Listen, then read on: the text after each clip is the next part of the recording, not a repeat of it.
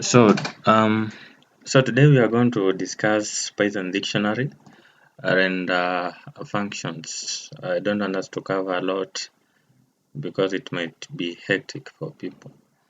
So, I forgot I could have opened the Anaconda already. Usually take forever. Let me see.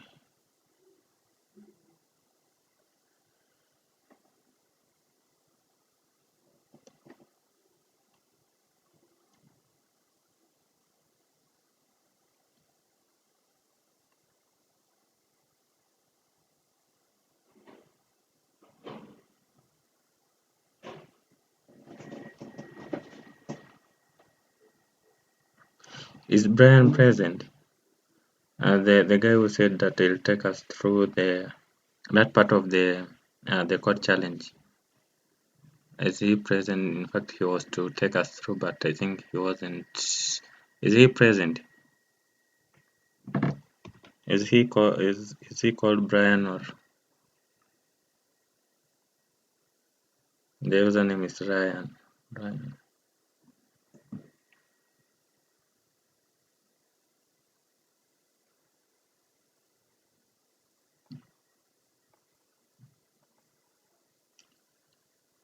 Are you guys listening? Am I audible on the other side? I've just restarted the Yes, router. Okay, thank you. you are.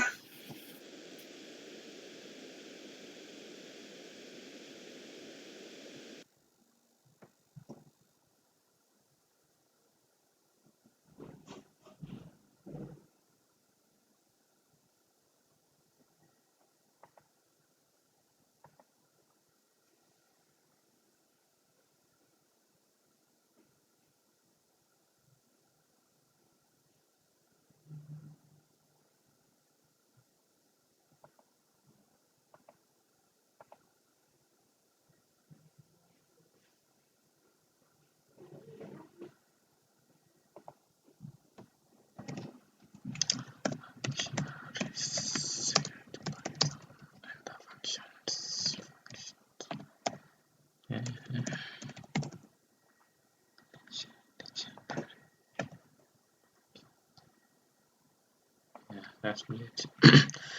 So guys, we are going to talk about the dictionaries, and we shall also cover functions, because I think that the assignment was majorly based on dictionaries and the functions, and most people requested that we do a discussion on dictionaries.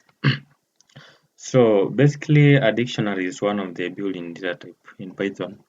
And yesterday we touched on the list, the tuples, and the sets, though we didn't go into its depth. But the one that we didn't cover, it was a dictionary, and the dictionary is what was presented in the code challenge. So we are going to discuss this dictionary. As I said, is one of the built-in data type in Python, and these are used to store data. They're used to store data values in key value pairs. They're used to store data values in key value pairs. So the dictionary is a collection which is ordered, and it is changeable. And also the other thing about the dictionary, it doesn't allow duplicates. I'm going to show you everything just now.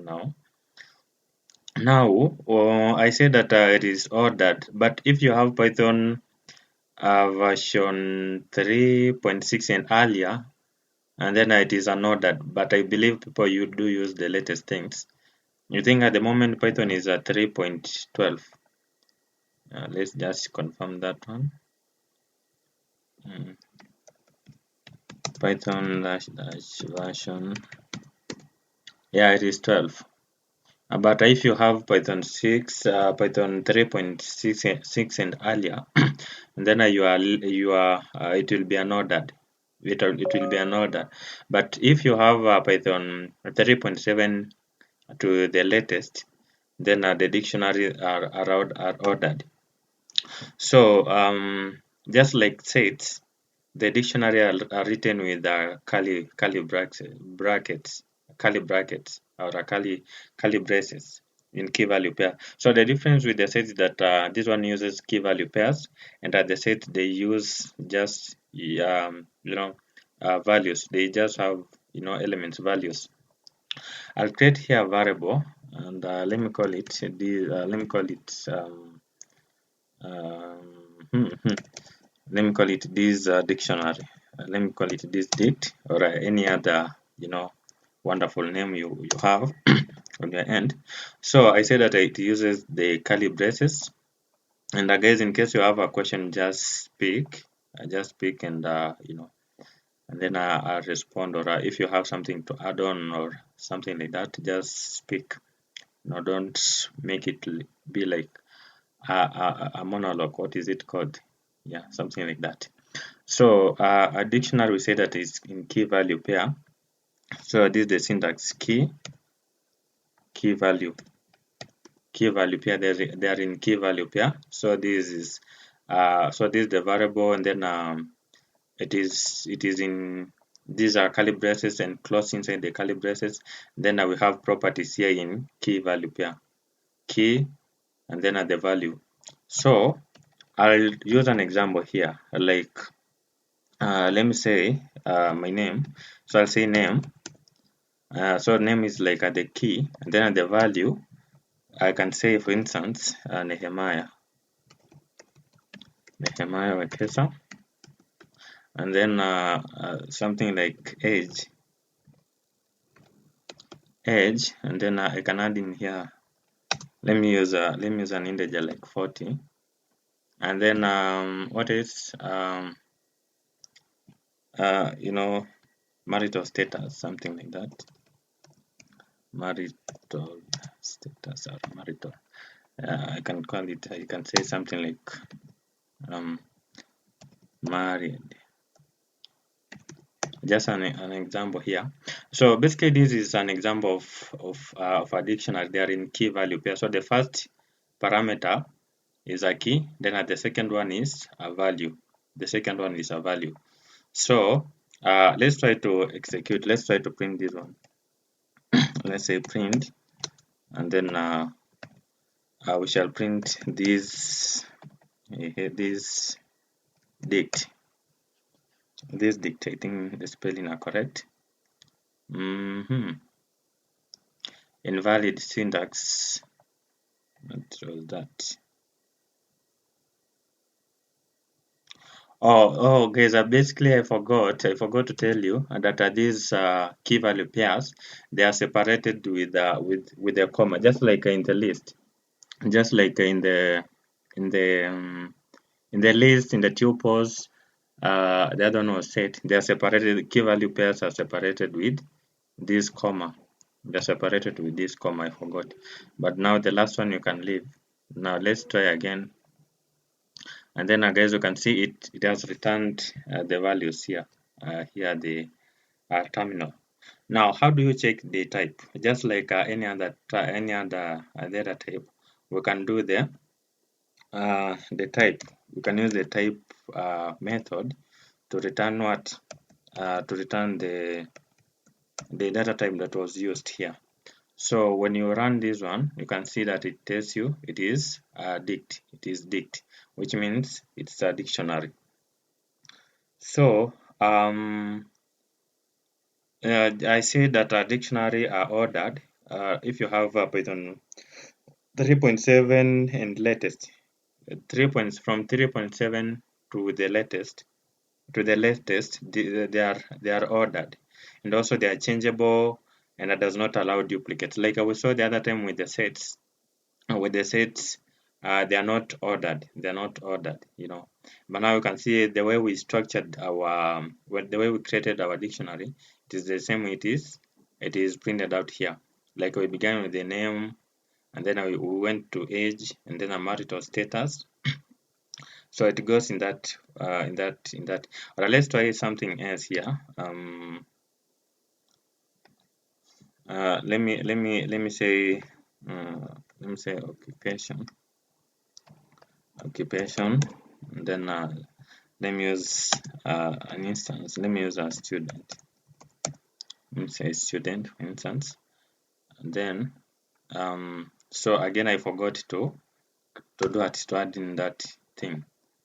So you can see it goes in that order. It goes in that order. So it is ordered. It's ordered. And we shall talk about its ability to be changed. Like yesterday, I talked about the mutability and immutability, and we say that strings and tuples, they are immutable, which means that once they are created, you can't modify them. But the lists, the sets, and this dictionary, you can change. I'll show you that in a few. But now, one thing that is unique about the dictionary is that this one doesn't allow duplicates. When you add in a duplicate, it will do it. It will override the existing the previous one. So let's try this one. This time I think I won't forget to add in the comma. Now I've repeated occupation. Then here uh, let me say something like a jobless, and then now you can see we no longer have student because this key is repeated. This key is repeated, so it replaces the existing one, the existing one. So basically, the dictionary does not allow duplicates. So the characteristics of a dictionary, once again, they are ordered, they are changeable, and then do not allow duplicates. They do not allow duplicates, and they are in key value pairs. They are in key value pairs. So and to obtain the length of a dictionary, just like any other data type, you can use this length method, len, to obtain the length of the dictionary. So it counts these properties. Property we can call it like a key value. This is like a one property. This is like one instance key value pair one. This is two. This is three. This is because I said that it doesn't allow duplicates. That's why you can see it returns 4. It doesn't allow duplicates. So basically, this is how you obtain the length of the the dictionary. Now you can as well use the constructor like yesterday in that code challenge. You saw that we created a new variable, a new dictionary without the it being inside the curly braces. We just use the dict constructor. So let me show you how you can do it, how you can construct a dictionary without these curly braces. So basically what you'll do, you'll just say, let me say dict 2 or something like that. Then let me assign it to this constructor. We say that I'll use this dict. And that's why I say that we have some built-in functions in Python. So once you are defining your variables, you use something descriptive that it's not part of the built-in keywords in Python. So for instance, if you are to write something like your name, you could say like something like maybe something like a student underscore name, or maybe something you use something descriptive to avoid, because you can't be sure that a certain name is a keyword. If you are a beginner, maybe if you are a beginner, but if you are experienced, if you've code with Python for several times, you will understand which are preserved keywords in Python. Otherwise, with this Jupyter notebook, it has some colors for built-in functions, or methods. So, like for example, something like a print, you'll see that it will change the color to print. You can see length is also it's also green type. So I think this also can tell you that this one is not. You can't use that thing as a variable. So we are using dict. We are using dict to declare like our constructor to construct the dictionary, and then inside this what this tuple. These two braces, opening and closing of the braces, and then the value I'll just use the same values here because I hate typing, so I'll just use those values there, and then I'll so now in this case, when you use this way, you'll have to define, for instance, you'll have to define. Let me just say something like, for example, name. It will be like in variables. Let me say, for instance, and then here you don't now use the colon. It's called colon, and then so this will be like variables. So let me.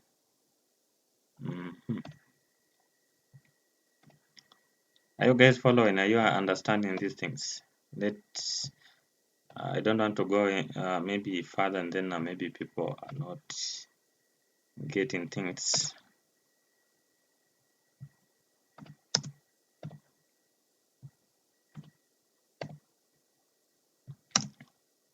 So you realize that when you use a constructor, you use the variable in variable format instead. So I'll use now the print function. Let me say print, and then dict2. Print dict2. I think things are okay. Let me try to run. Is returning an error. Why? Keyword argument repeated. Oh, okay. So let me remove this thing. Remember, I said that dictionary do not allow duplicates. That's why it threw that error. So let's try to confirm. You can use the type method to check the data type there, dict2, and then you can see it is a dictionary. So guys, up to this point are we together? Have you understood?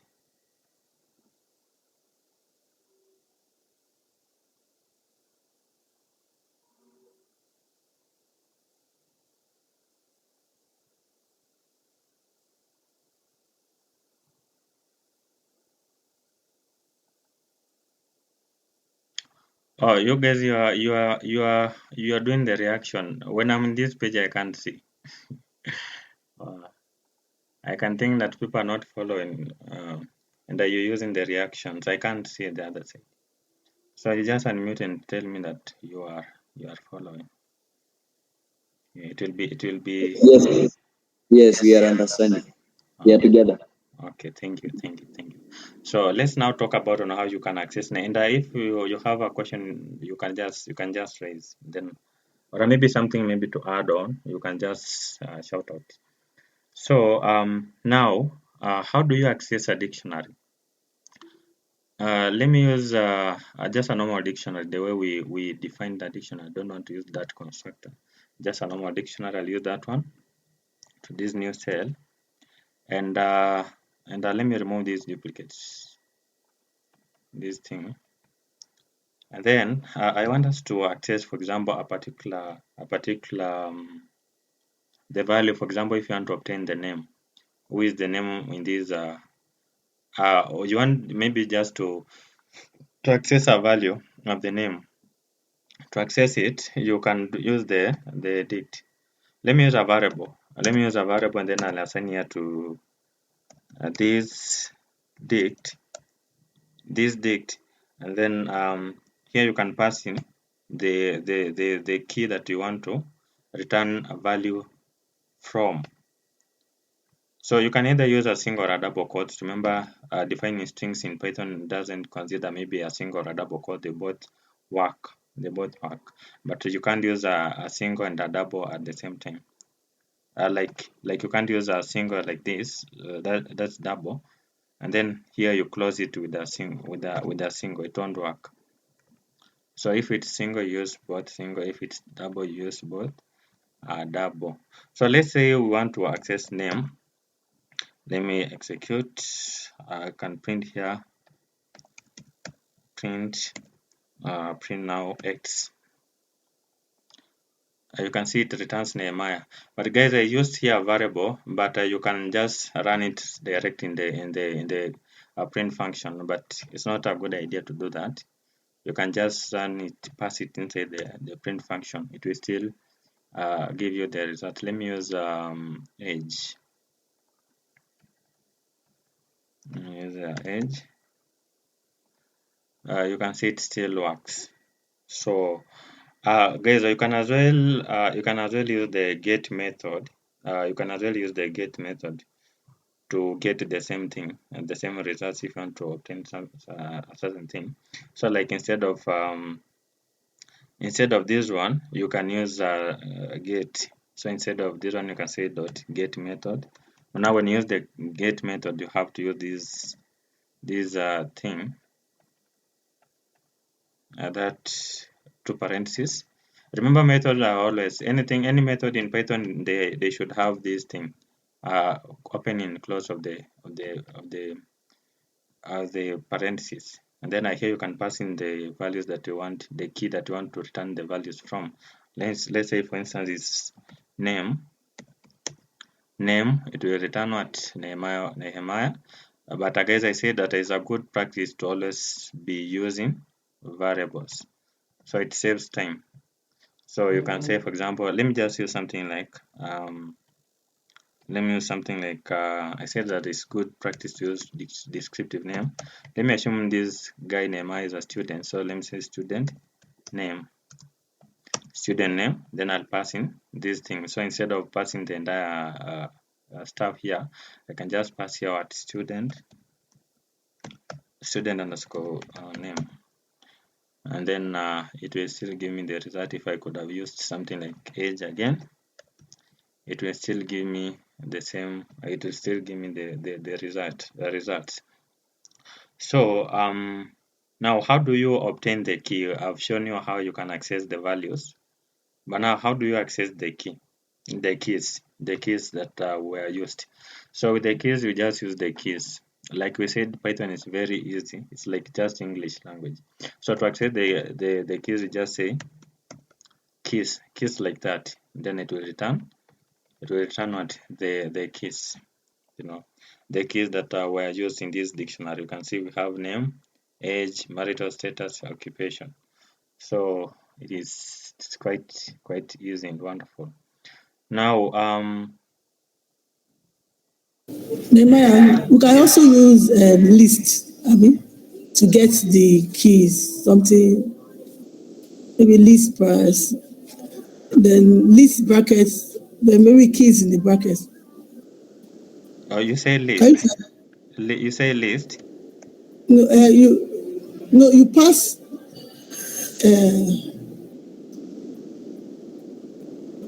I pass what?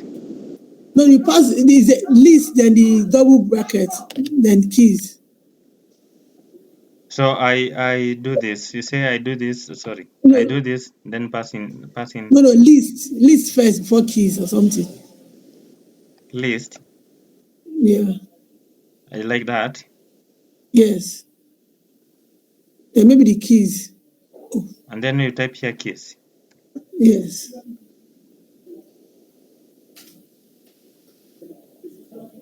Oh, Oh, though it says it doesn't have an attribute called list. okay. Yeah. So basically, this one it just uses the keys. It only have Mm, one method to return the keys. That is the keys. okay. Yeah. Mm. Yeah. So what's the problem there? Should be. I run it in the new cell. Let me do that. Let me delete this one. This dict then method dot keys, and it's not working. Oh, okay, it worked. So now for example, if you want to add a new item to to the original dictionary. How do you do that? Now let's say in this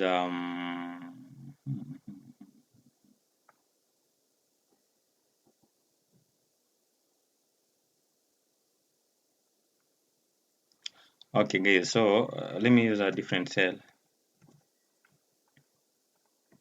Let me use a different cell, and then now let's say we want to add a new item to the original dictionary, and see that the key list will be updated here. So this is like before. Let me use this one is before. It will be like the before, and then here at the bottom I'll print. So this is like the original. Then I here want to add in a new. So I'll use the car. Not it should be this dictionary. This dict. I like working with fruits and cars in my examples when I teach. So it should be this dict, and then here I use let me say what nationality. Let me use a nationality. Nationality, is that the spelling for nationality? And then now you can assign it to a value, and let's say something like Kenya, nationality Kenya. And then now we are printing what? The same thing, the same variable. You will see that you will still obtain you will see that the list will be updated if we've written things correct here.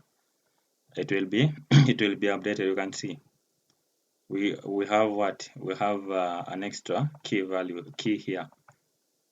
So yeah, so guys, that's how you can go about that. And how do you get values? Again, you can use the values. When things get complicated, just say we explain, or if I'm going too fast, you can slow me down. To obtain the values, you can use the values. Hi. Yes. Hello. Hello. I'd like to request that when you're going to the next one, Yes. don't delete, like don't edit what you have written, because some of us are trying to follow. So Yes. like just copy paste the code in another cell, then do that new action so that we're able to follow. In case mtu amebaki nyuma, we are still able to catch up. Oh, okay. Like the way you are doing get method, and then I think you have deleted it, and then now it's used another method. So like it got lost unless someone watches the video back, then they're not able to get that information. Oh, that's my bad. Sorry for that. It's okay. I don't know where was it, but I won't repeat again. So oh, it also deletes the cells. Oh my goodness! I thought the undo only affected the cell. It affects the entire notebook. So now let me just use let me just create a new one, and I'll be using my fruits or my cars, your cars. So now let's create here a new dictionary. Let me call it new dict, and I'll use this today. I'll use cars. What is your favorite? What is your car name? Do you guys have cars? Let me, or maybe let me use what will make sense here. I'm trying to use yeah, let me use I think let me use a car thing. So I think it should be something like a brand, and then we can call it let me use something like even let me use something like Ford, and then model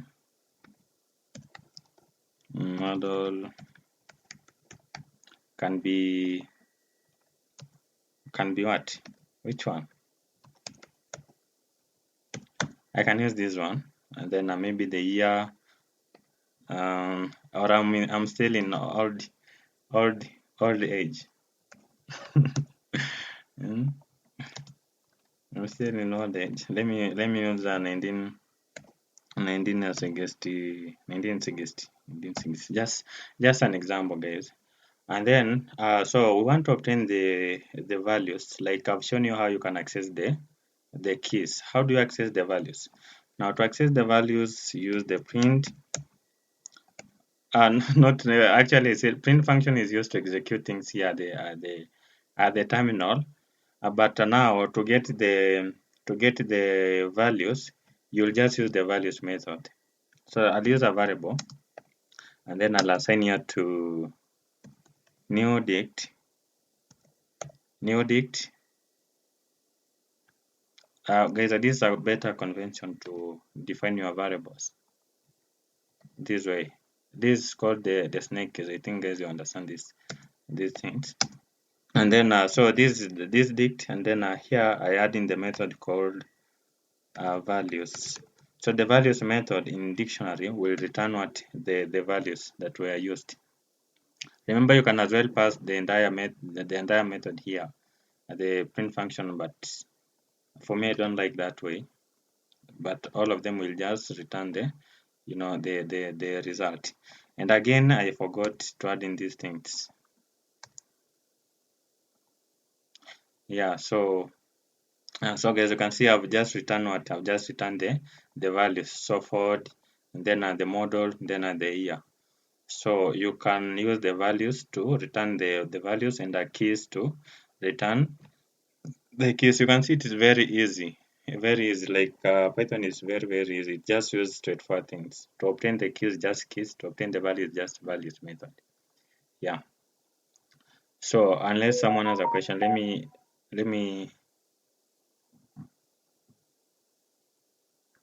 for example now like here I've shown you how you can access the entire values, the entire dictionary, keys. But now how do you access, for example, a particular items? How do you get the list, like the list of those are key values pairs? So in that case, guys, you just use the list, just use the items method. This one will return each item in a dictionary as a tuple, in a list, just like it has returned here. But now let me show you that. Let me use this. Let me copy. I don't want to forget and delete things. So in that case, guys, we just use items. We just use the items method. This one returns each item in a dictionary is a tuple in a list, just like the other one. But let me show you. So guys, you can see it returns each item in a dictionary is a tuple in a list. Are you understanding? When you use the items method, it returns each item in a dictionary is a tuple inside a list. Yeah, so unless you have a question, guys, you'll tell me. But now that's how you do it. Now, how do you check if a key exists or not? Again, I'll copy, then I'll use a different cell, and then now here you can use to determine if a specified key is present in a dictionary. You can use the in keyword. You can use the in keyword. Now let me delete these things so that may not confuse people, so that we do it like afresh. So you can use you can say if for instance, let's say if for instance brand in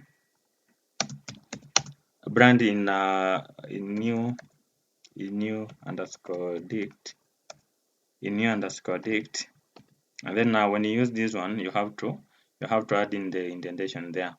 Then if that is true, we shall say print. We can print something like no, this is just for just for checking things. but it's not a must to use the print function to return this stuff. So you can say things like if it's there, you can say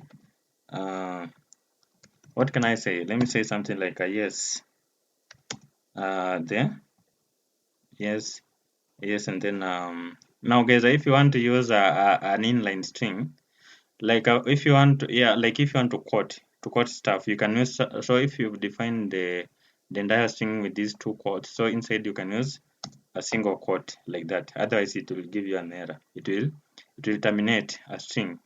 But now if you use a single quote inside, it will work.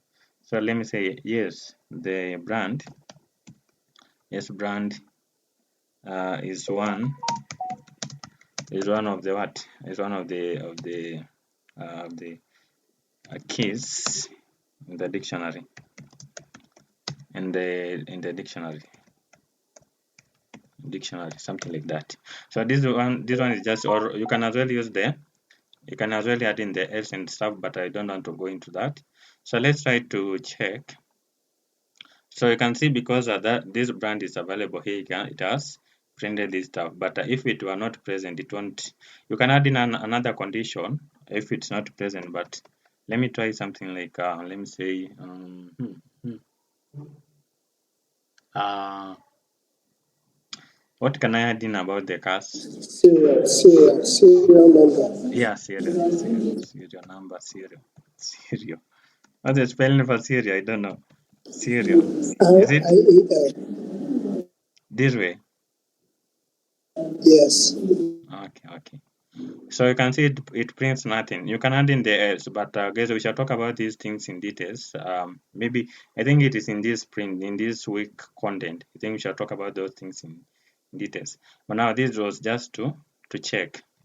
You can use the in keyword to check if there's if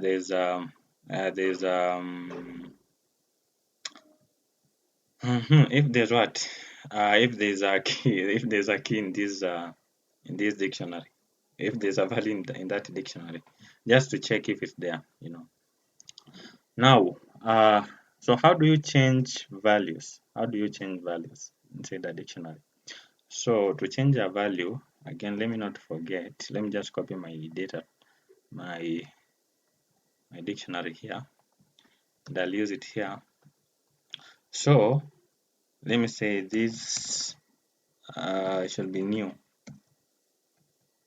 underscore dict, and then here you add in your thing that you want to replace. Now here I'll want to replace. So first of all, you define the key. Once you've used this variable, then the next thing inside this square bracket, it is the key that you want to modify. Now let's say we want to modify year, and then let's update let's update to, let's say something like 2000. These are just fictional things. And then here I'll say print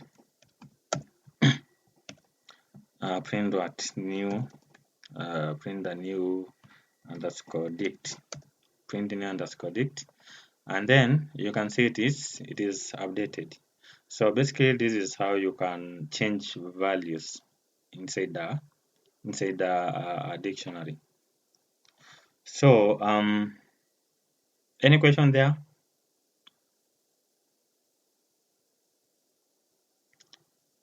Now let's say you want to update. Now let's say we want to do it. And let's say we want to update the entire thing with something else. Like let's say we want to update this year to something else. So in that case, guys, we shall just use the update method. The entire thing. This one we are just focusing on the values. Now let's try this one. Again, I'll use I forgot. Let me just use this thing. Yeah, copy. I hate typing, guys. You'll excuse me for that. I like to repeat the things that I've already written. And then the bad thing with copy pasting, you write your things, it becomes also something hard than even writing your own things. So I'll say new dict, and then I'll use the update method update, and then you can update your dictionary with something like let's say you want to update a brand. Let me this time use a brand. Let's say brand. Let me say brand. I want to update what? I want to update it to which one? Let me use something like beans. Gosh. I use what? You said Volvo. Yeah. So that's so let's try to return. So let's say print new underscore dict. A new underscore dict, and it is throwing an error. So invalid syntax.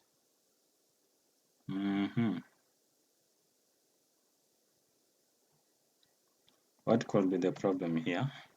Anyone?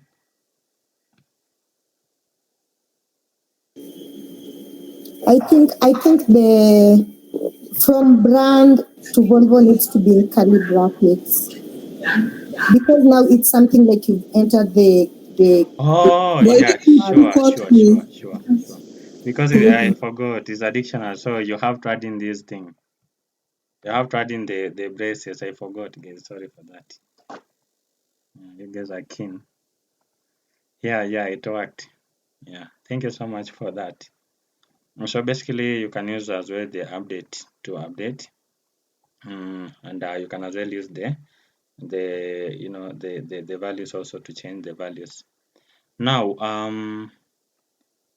any question there before I talk about something else on dictionary? To add an item?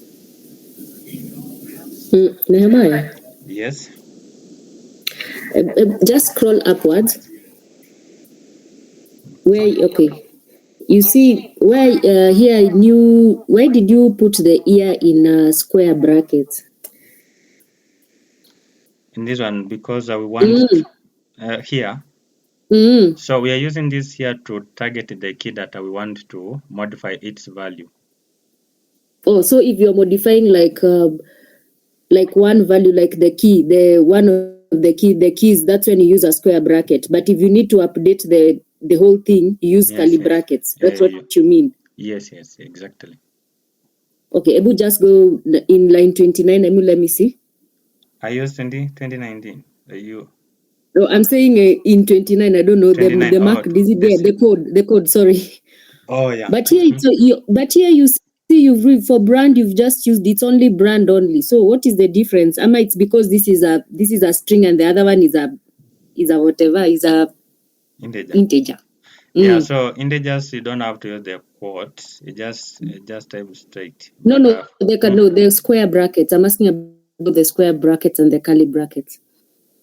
now when you use the And update why did you use update here and here you didn't use update? So these are just different ways to kill a rat. Oh. Can I explain? Yes. Okay. So the first one, 28. You are assessing the year column. You are just changing just the year aspect. As they are changing the year to 2000. The year is already existing. For the second one, you are adding a new the object. Can I say item or object? You are adding brand and Volvo. For the first one, you are just changing the value of the key. Do you understand? Ebu go to the Ebu just let's see the output for the second one. And maybe just to add on what you said, basically this one it doesn't add things. This update is used to update. For example, if you have these values, you want to update all of them the key value. So you can define the key here, and then the values that you want to change. It doesn't add new. It is used to replace things or to update an existing key. So the value. for both methods, it's just a way of updating. Yes, yeah, Oh, updating. okay. Yes. Okay. And Understood. Thank you. and just to add to that, Yes. the dot update function or method can be used to update several key value pairs at once. So, for instance, if we create a dictionary that contains, for instance, brand, maybe we should just do a sample. Let's Yeah. create a Let me. dictionary. Let's call it, no, if Oh, we a create a new dictionary one. under, Oh, but yes, that there's has someone has brand. just someone has just told me to not to repeat. There's. Okay, let's create a dictionary under this dictionary under new dict, another dictionary under new dict. Here. Under it, yes, let's Yeah. call it update dict. Update. Update underscore dict. Mm-hmm. Okay, and let it contain brand and model. No, a dictionary. Yes, let it You. contain brand and Mm-hmm. model, Let's but continue. change the vehicle brand. Let's say brand. Let's call that one Toyota. Toyota. Mm-hmm. Then we have model, still in the comma. Mm-hmm. Yes, we have model.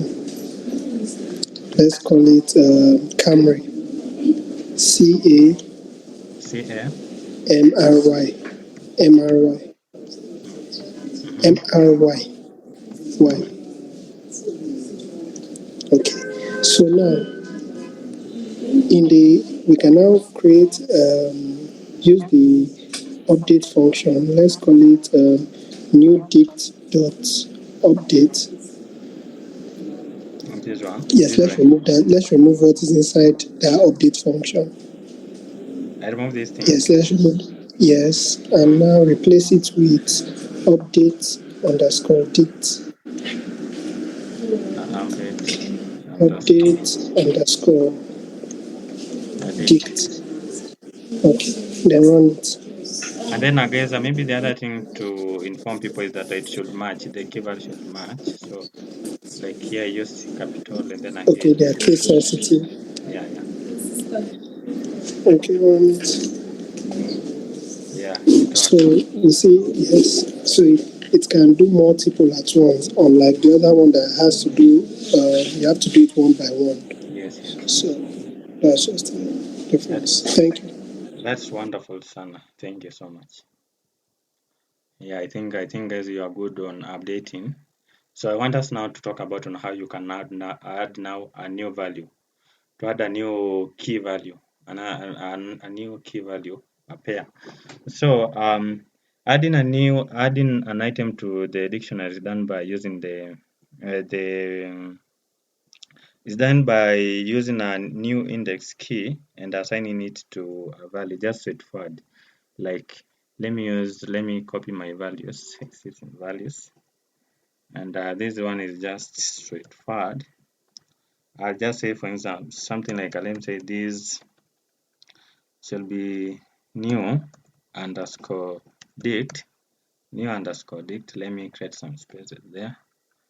New underscore date, and then here you just specify the thing that you want to add. Let me use color, right? Let me say color of the car, and then I'll assign here to blue. Let me use a black. Let me use black. Let me use a black or pink. And then here I'll say print a new underscore date, a new underscore date. Then so guys, you can see it is added.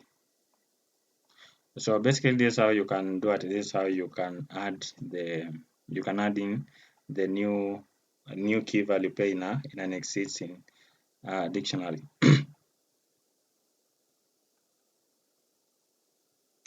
So I think we are good here. Yes, Maybe to sir. add on something.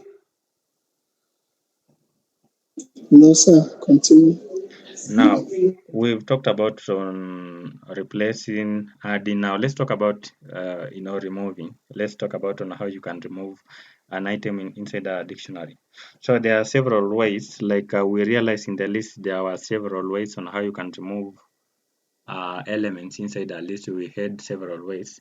So, like we see in dictionary, you can you can as well use several ways to remove the items inside there, inside the key name. So again, let me just copy my variables, my variables in the my dictionary, my object. I should have called it object. By the way, guys, these things are called object. Once you define something with a variable, it's called object. A string is an object. This array is an object. So you can call this thing your object. And then now here, let me call it. Let me say new underscore dict underscore dict, and then I'll use again the pop. You remember our pop thing? Yeah. So let's say we want to remove the more the let me remove what the model. Let me remove the model should be inside the quotes. The model, and then I'll print new underscore dict. New underscore dict, and it's giving us what? The error. So let's check it out. The model is not. Oh, guys, I said that a Python is case sensitive. Capital letter M. Yeah, so I think I like these errors because it reminds us about case sensitivity of Python. Yeah, so guys, you can see now we no longer have what this model thing. We have the brand and the year. So you can use what the pop to remove what to remove the element, the key value. Now the pop item also method remove the last inserted element. So for example, you want to remove the last inserted element, you can use the remove item. It will remove automatically. You don't have to define. So pop, let me say item, pop item, then just an empty like that. It will automatically remove the last inserted what? Last inserted key value pair. Like in this case, it was year 1960. For example, you are adding some values. You are adding some values, and you realize that the last item you did a mistake. You can just use the pop item, then it will automatically delete the last item. By the way, guys, there's something called JSON. I don't know if we'll ever have time to talk about JSON. It has the same like syntax, just like these are Python objects. Though we shall talk about that thing also because when you learn something like MongoDB that uses non-relational database, it uses that JSON. It's nearly similar to the Python object dictionaries. Though we shall talk about that thing maybe in future. So again, you have another thing called del. Just like in the list, we had the deal, we had pop, remove, and a deal. Also, it applies here. That's why I say the methods are all the same. So use the del. Also, this one does what? This one removes the item with the specified key name. So it should be this way, and then here you pass. Now, when you use the deal, use this thing, square brackets, and then here you can define what you can define your key that you want to remove. Sorry guys, let me say yeah, I want to remove year. So you can say we no longer have what? Years. So there are several ways on how you can catch what? You can catch a dog. So now let's talk about on how you can loop. Sometimes you want to iterate your items, key values inside your dictionary. So to do that, I think I copied, did I? Let me just, for example, sometimes you just want to iterate these things so that it can be independent elements. So you can iterate with this loop, with the for loop, though we shall talk about the loops in details, maybe in our next meetup. So let me say, for example, for x or any other thing in new underscore dict, new underscore dict, and then here you can say print something like let's say one just to let me do it. Let me say here new underscore dict, and then here we are passing what this x. Remember this x, you can use something else. Like I say that it's a good practice to be descriptive, but for me I just use this x, y, z, but you can use something else that is quite descriptive for because I hate typing, I told you. So guys, you can see you can do it. You can use this one to iterate what to return the key names one by one to iterate. Though we shall talk about the loops maybe in details in our next meetup. So now let's say we want to So, Nehemiah, sorry, why did you just bring out just the key values? yes. Okay, brought out the values only. You didn't bring out the, except for X in Yeah, new so dictionary. basically these when you use that for it returns it returns what? It returns the values, the values, the key values only. It returns the keys only. Yes. Okay. I thought it was the keys only that returns. Uh, Now the value, this thing at the end, they are called the values. So the key is the one that begins. Then are the values. These are the second parameter. The second parameters here are called the values. So it returns the key values. Like the values of the key, I should have said that the values of the key. It returns the values of the key. It iterates and it returns the values of the key. You can as well use this thing. You can as well use this method called values. You remember the work of the values. I should have separated here with a dot. Then again, this one will still do it. Sorry. I understand what my confusion is now. I mean, why I was confused is because you pass the x Mm, in the dict function as in the square brackets. If it mm, was, mm. can we try it with the parentheses? The dict of parentheses of x. Parentheses. Oh, sorry, guys. First of all, I see there was an error. I forgot to have removed this. To have removed that thing, I should have done this. Let me just do that, and then I'll revert to what you were saying. Okay. So what were you saying, So Edward? I thought that Mm. that the key is what used to get anything from a dictionary. So when I saw the values, I was a bit confused at how come it's bringing out the value instead of the keys. Yeah, so when you iterate with this for x in the dictionary with this variable, this one when and then we pass here the new underscore dict, this one will return the values of the key or only the values of the key only. Let me change it to something 61 so that you can see there's a change. Yeah, so this one returns only the values of the key, the key values. The key values. You can I say that you can as well use this method called values. It will still give you the same result. Values method. If we use dot keys, will it give you the key? When you use the yeah. By the way, we shall talk about this just in my next So next next thing. I'll talk about that. please, Let me change that to something like a two. can we do something, please? Yes, yes.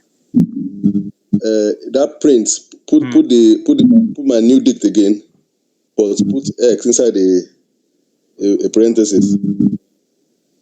My new dict, yes. New underscore dict. Yes.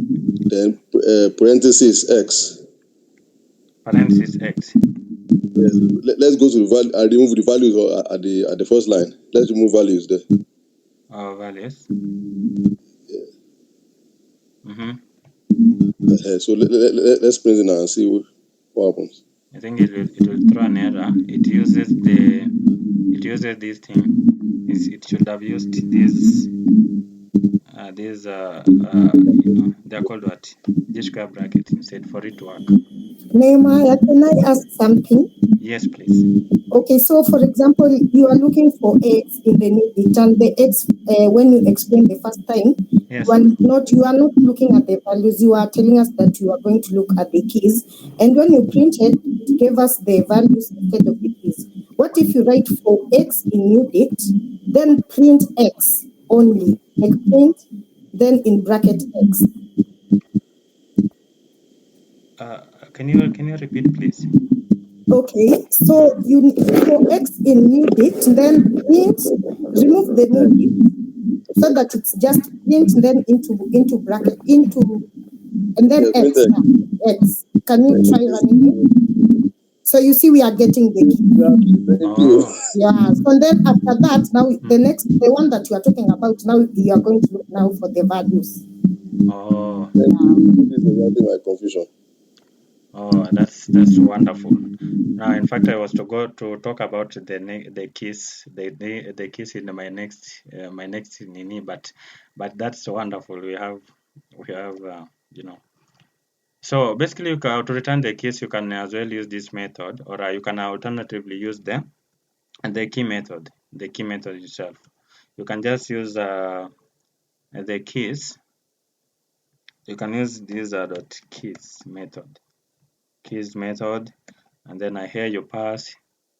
It will still give you what, and you realize that the shortest way is using the direct way without even adding.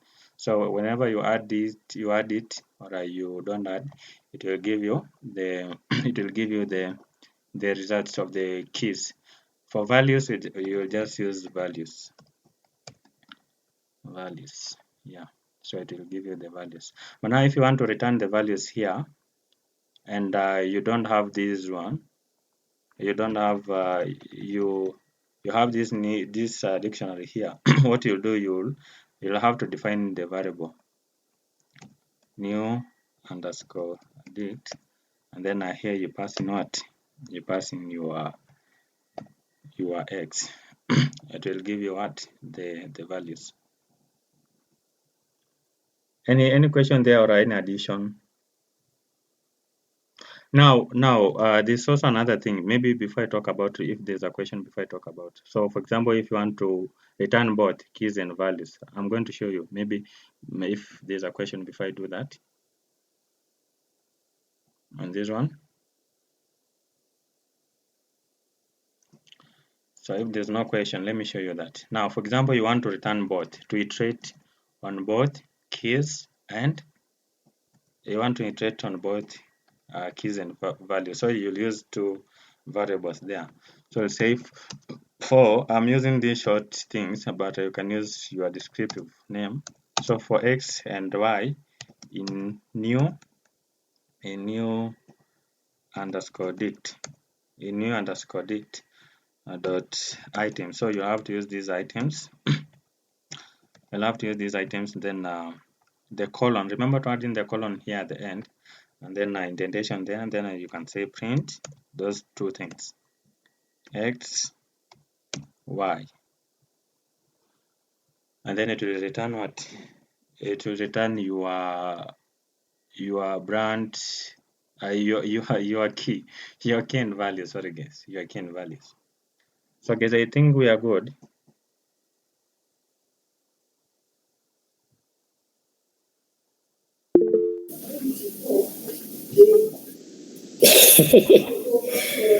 Let me ask. So X represents the key and Y represents the key value. Yeah, the key value, exactly. Oh, Yes. so that is okay. I think I'll understand as I go. Thank you. Or where have you not understood? Because the way you've explained is correct. I am not understanding why you are using the 4 there. Oh, actually, the follow-up is something that I haven't talked about. Okay. I think this one I've jumped ahead of you, Mm. but we shall talk about the loops in details, the while loops, the for loops, and those Okay. things. Yeah. Okay. Thank you. Okay, you're welcome. Now let's say we want to copy a dictionary to a new variable. To copy a dictionary, we just use what? We just use the copy. We just use the copy method. So this is the first variable, and then here I don't know. I'll use what? New, because here I used new, so I don't. Let me say copy, copy dict. Then I'll assign to new underscore dict, then I'll use now the copy method, just straightforward. And then here when I run, let's say print copied copy underscore dict, and guys, I'll make sure you understand. These things, because things will go tougher as we go on. So it's better you understand the basics before it becomes serious. So now, as you can see, now the copy, it is returning the values of the new dict. So when you use the copy method, it copies the values from the original to the new variable that you've created. Yeah. So any question there?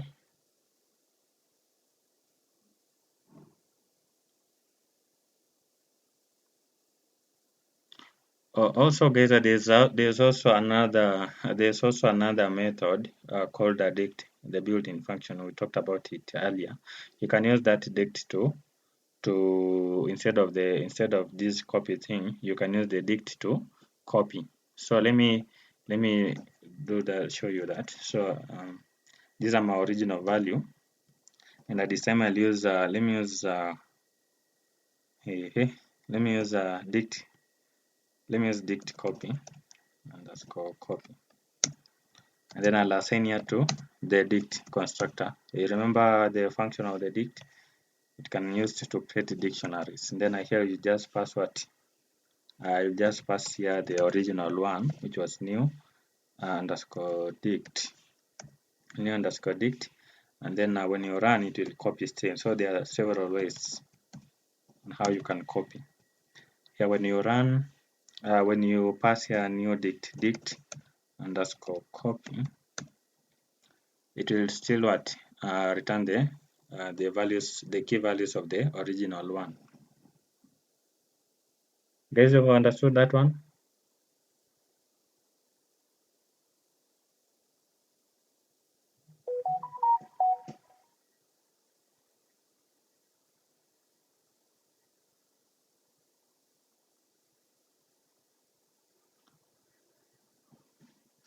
Mm-hmm.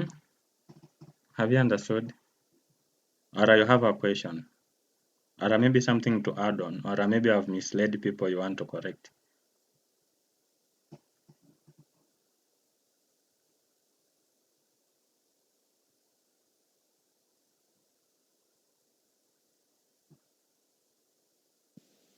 Maybe just Yes? add, maybe we just update one of the dicts, let's say the copy or the new dict, or the copy, and see if it's different from the original one. To do what? To return both? To add something to the copy Yeah. and see if and print the two of them and see if they differs or it still gives the same thing. Oh, I use the print function so that it returns both the original and the copied one. Yeah, I just asking this new dict now, this Yes. copy now. Yeah. Is it separate? Is it separate from the new dict, or is perpetually dependent on it? That is, if you do anything in this one, it will be affected in the other one. I don't know if you know what I'm saying. Basically, the copy method is just copy exact values and keys that are in the new dictionary. It copy it to the new variable that you created. So if you were to return this one, it will still give you the same result. It just copy everything the way they are in the initial object. So when you run the new underscore dict, let's call it. Let me use this. Let me use a string here. Um, let me say this is the original one, a white space, and then this is the original one, and then here it will be this is the copied. This is the copied one. So what I do, let me try to run. Sorry,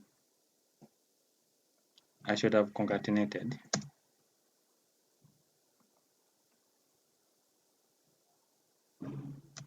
Or I use a comma. They said a comma. Let me wait. I should have used a comma to separate parameters. So this is the original one, and then they copied. You can see the values they are the same. You just copy exact things that is in the original. It copied in the new one. Or I didn't catch your question. I just wanted to also, yeah, I think what you have done also demonstrates the thing to everybody that it copies it. I was just trying to think ahead and see if there Yes. are properties that belong to this one that we can explore more, such that can we add something to the copy and see if it will still be different from the original one. Let's say when we add another line like update, the dict copy is equals to something like that. Just update the dict copy and see if you still print them, it will still be the same thing or Oh, so different. what you are trying to say is like we try to add a new value to the copy and Okay. see if it will return something in the results there. Yeah. Yes, please. So let's do that now. Let's say dict underscore copy, dict underscore copy, and then what are we modifying? We are modifying something like, let's do brand, right? Brand to what? Uh, Brand was what? Oh, to which one? Volvo. Okay. Now what you need to remember is that this updated is coming after we've copied. So this one, it won't affect the original. These are modified things. So let's try to. So you can see it only affects what, the new dictionary, because the new key value, because we it affects the new dictionary because we've updated after the copy. We've copied. That's fine. I just want to see that they different. They're not dependent on each other after you have copied it. Oh yeah, Thank you. yeah. So also you can do the nested dictionary. You can have dictionaries inside another dictionary. Dictionaries inside another dictionary. That's what we call the nested. A dictionary inside another dictionary. So I'll show you an example. hmm let me use let me say my family. My family. Let me say my family. Then I'll add in this dictionary here. So this is like the main dictionary, and then now the key, let me say my first child, let me say child 1, and then in this child 1 I want to have all the information about child 1. So it will be inside the values part. So inside the values part you can as well add in what you can add in there another dictionary inside that child 1. Then you can add in something like a name. Name can be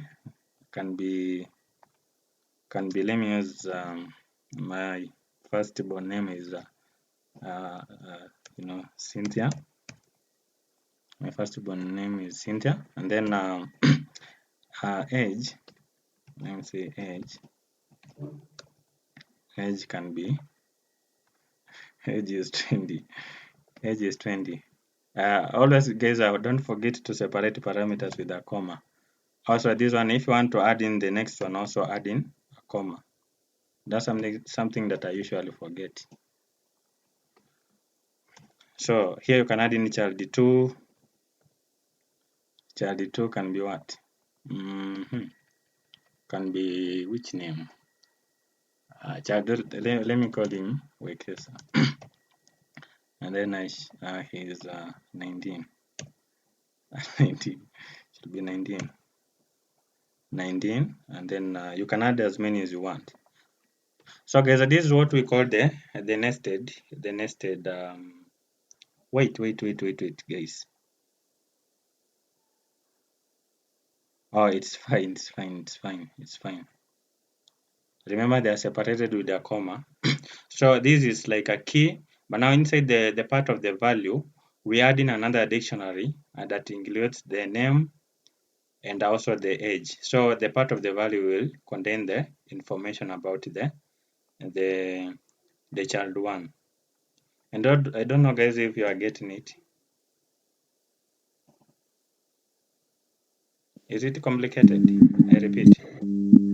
Yeah, we're getting it. In other words, the first dictionary has a key, and its value has a key and value as well.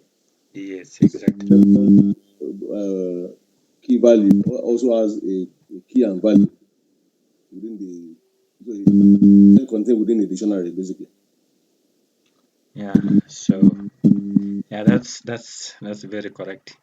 Now to print, our print function pass here my family. And then now guys, you can see now child 1. Then you have information about child 1. Her name is Cynthia, age is 20. And then child 2, his name is Wekesa, and then her age is 19. So it's like a dictionary inside another dictionary. So that's what we call the nested elements. So for instance, you want to access just, let's say, a particular child, the information for only a particular child. You can do this way. You can say my family. Then here you can say things like you can pass here. Let's say something like you want to obtain the name. So the first thing that I want to access, for example, you have to identify the key that I want to access. For example, let's say child 2. So that's the key that I want to target. And then now the next thing that you want to target, for example, you want only to return the child 2, for example, name. You want to know the name of the child, second child. So here just pass in what? Is it name? Yeah, name. Yeah, name is a string. So the first parameter defines the key that I want to access the information from. Then the second one is actually the key that I want to access the information on that key. For example, the name. You want to access the information about the name for this child. So you use it that way, and then you can see it returns Wekesa. You can know that the second child was Wekesa.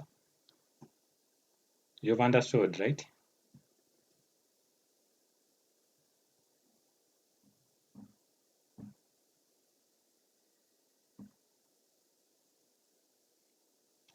Guys, I believe I'm now done with the dictionary. I want to talk about functions, unless you have a question on this dictionaries thing. Nehemiah, could you delete this this first what do you have above the print family child two? Hmm. Just around so that it is closer to the upper result. I do what? From this new code, this new cell Uh, above the print. yes. I do what?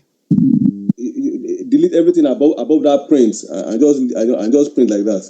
My family. I just print my family. Yeah, exactly. No, just above. No, just above I delete what? from the curly bracket. That bracket upward. Delete everything. This one. I Yes, even delete. including I, everything all to top. Since you already ran the code above, delete everything. Yes, including my family. Yes. including my family. Delete everything. Yes. Hmm. So just run it like that. So that it's closer to the. Yeah, it's the same thing. The thing about this notebook, even if you are using the different cell, it is still the same family. You can as well access the first element here at the top because it's just the same file. Exactly. Yeah, just the same file. So the cells are different, but it's the same. You can access information even from the above. So guys, you are good with dictionary. Talk about functions.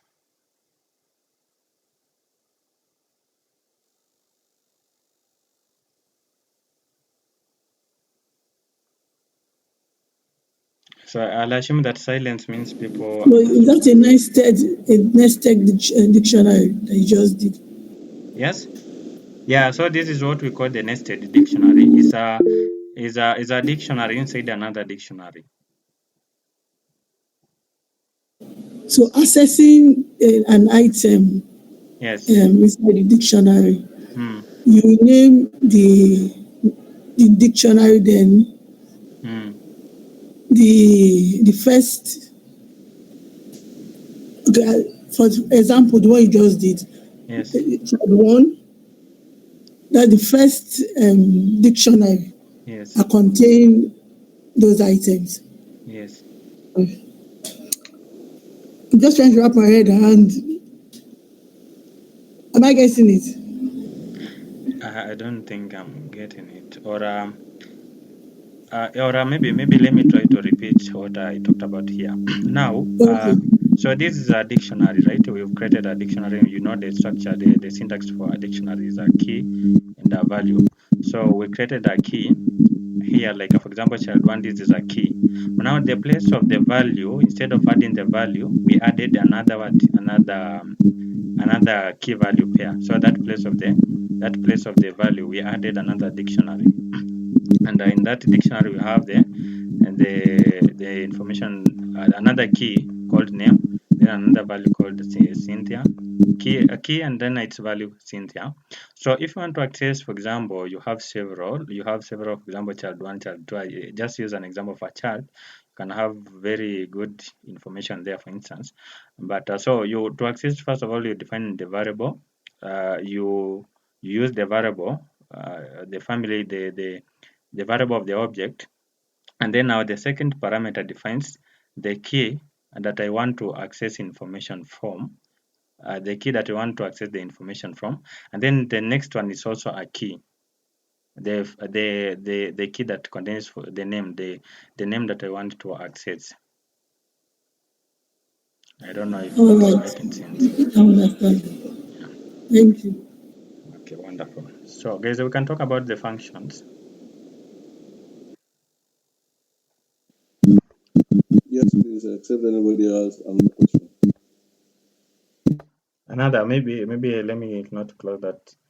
Any other person, maybe you have something to say on that one, maybe to add, to remove, or to to say anything before I talk about the functions. So for function, it's easy. We won't go.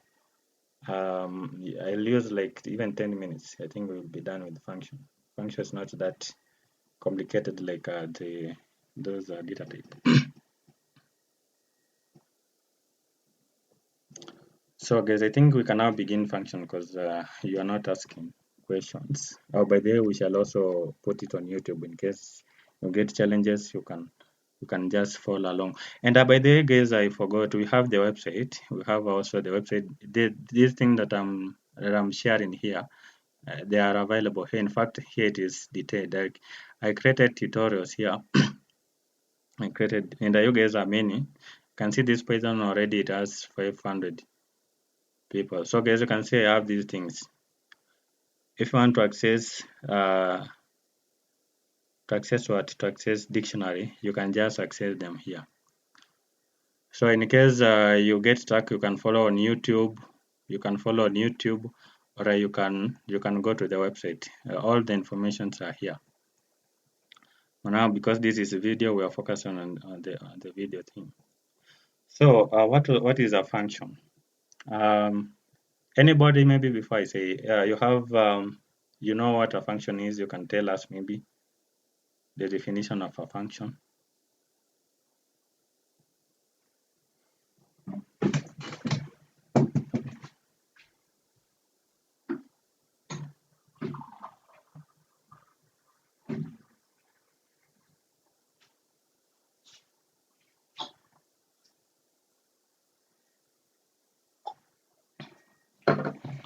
Even Ian and Kelvin are quiet. Okay. So a function is a block of code which only returns when it is called. Is a block of code which only runs when it is called, or only returns values when it is called. So it means that once you define a function, you have to call it for it to work. So you can pass data, they are known as parameters into a function. So a function can return what data is the result. So I want to show you an example, or maybe let me show you a syntax. So I'll say, now to define a function, you use this def keyword. Def keyword. Then your function name, I'll call it my function name, or my function. Then followed by this tuple. Like guys, we talked about the object. We talked about the methods. The method, we say that the method are defined, for example, something like a print function. They must have these parentheses to know that it's a method. So like us, when you are defining now a function, remember the difference between the method and the functions. The function, these are your function that you are defining yourself. But a method, these are function which comes with Python, the built-in function. For example, the one to delete, function to delete. So it won't be called a function, it's called a method to delete because it came with Python. But now the one that you are creating, we call them function. And then you close here with a colon. You close here with a colon. And then here you can add in the values. So let me say, add your code here. Add your code. And then after you've added the code, you have to call the function. We say that a function is a block of code which only runs or return values when it's called. So you have to call. To call, you just use the exact name of the function. The exact name, we say my function with the same format, just my function this way, just like the methods. For example, to print function, it should have these are two parentheses. So when you are calling, you must as well use these parentheses. So basically, these are symbols syntax for a Python. I'm going to show you an example, and once again, I say that a function is defined with the def keyword followed by your function name. It can be anything. Then inside there you can create the parentheses. Then inside these parentheses you can add stuff like parameters or arguments. I think they refer to the same things, parameters or arguments. But now when you have I think some values here, you can call them arguments. Then when you add in here at the bottom, it will be called arguments. Then I'm going to talk about that in a few. So let me show you an example here. Let me create a new cell. So we say that I will use the def keyword to define a function, and then this one I'll say which function can I use here? Function name. But there, guys, you can just suggest something that I can use here, at least to make it interactive. Just suggest something, you know. It's easy. Farm. Find farm. Farm. This farm or a farm, yeah, shamba. Farm. Farm. As in Farm. farm. This one. Yes. All right. So we've defined the function. Then we say that it ends with what? That thing called colon. Is it called colon? It's called colon, right? Double column. Yeah, Double column.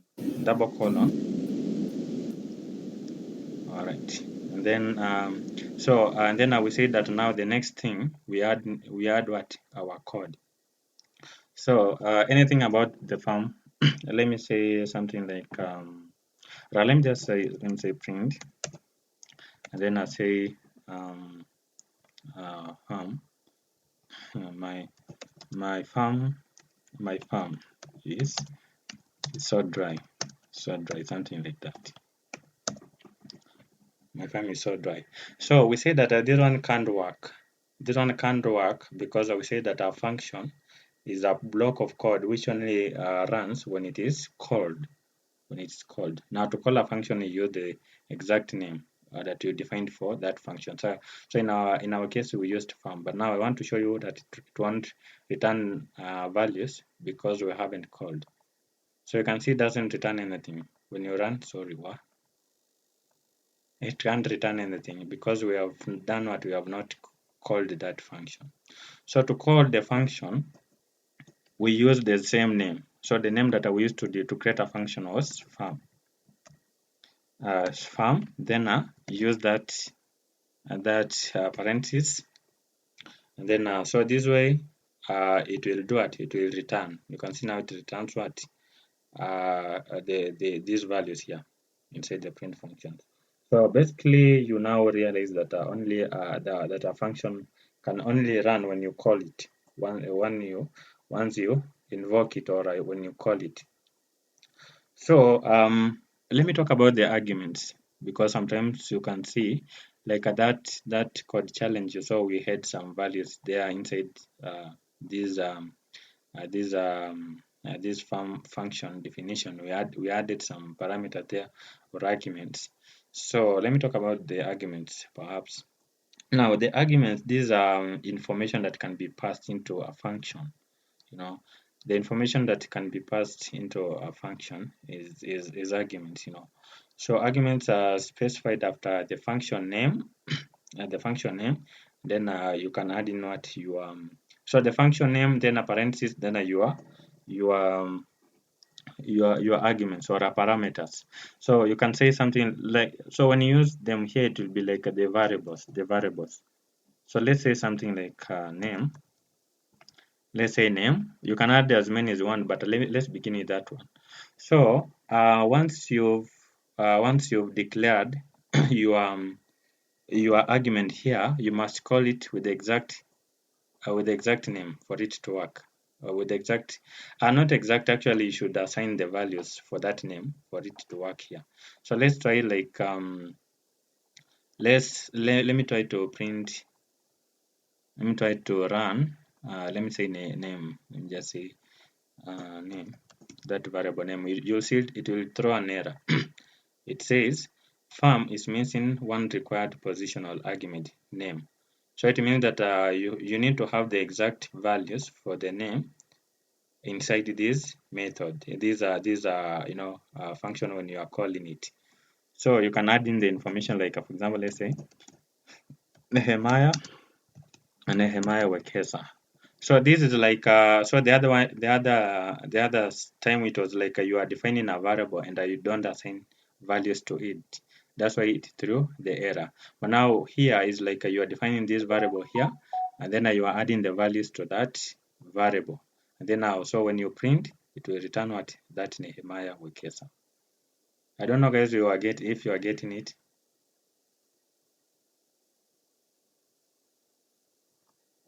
Are you understanding? Why couldn't you have used name when you're calling the function? To use what?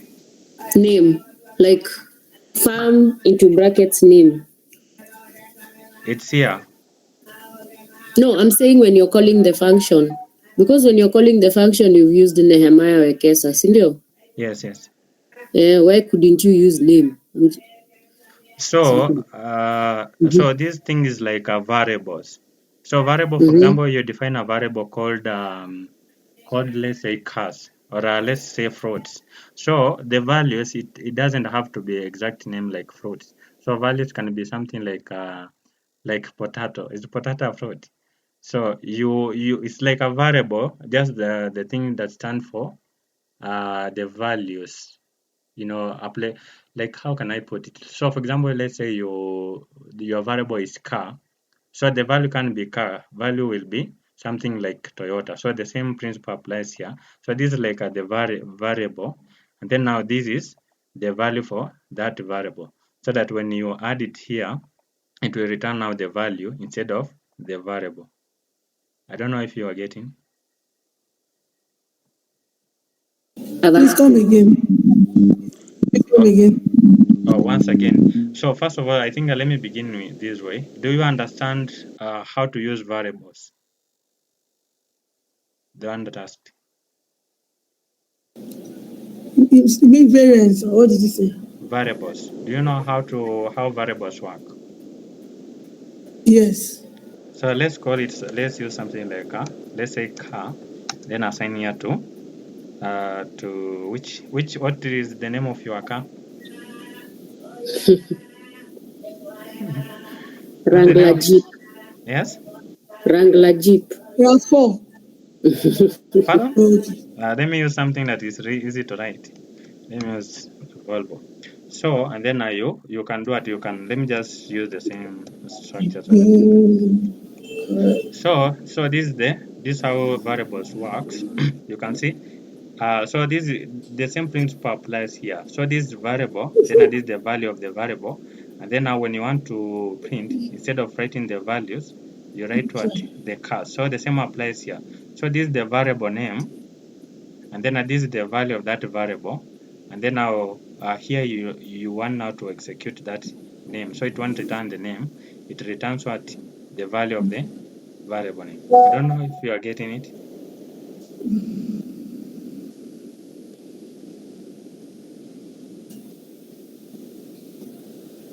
What was our name? Have you understood how this thing is working? I think it was Lauren. Yes? It was Lauren was asking the question. I don't know why I can't hear people well. I don't have earphones here. Or you speak loud so that I can hear.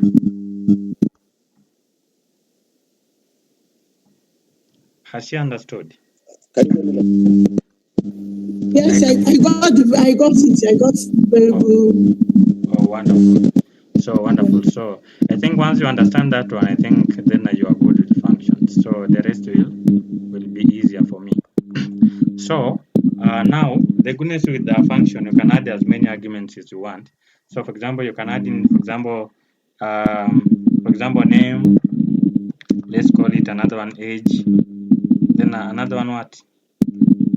Height. Height is that the spelling for height? And then so now again, once you've defined these variables or these arguments this way, you have to have the exact numbers. like the way you did this one here. Though we shall talk about the keyword arguments where you can have a key and then in the values you have several values, but at the moment when you're using it directly this way, you'll have to call it, you'll have to add in the values. The values should be exact number as the arguments that you are using here. So here guys, you can call these things parameters, and then at this one at the bottom you can call it arguments, though they refer to the same thing. So let's try, like when you run this way it will throw an error because the form is missing two required positional argument, age and height. So you have to add in.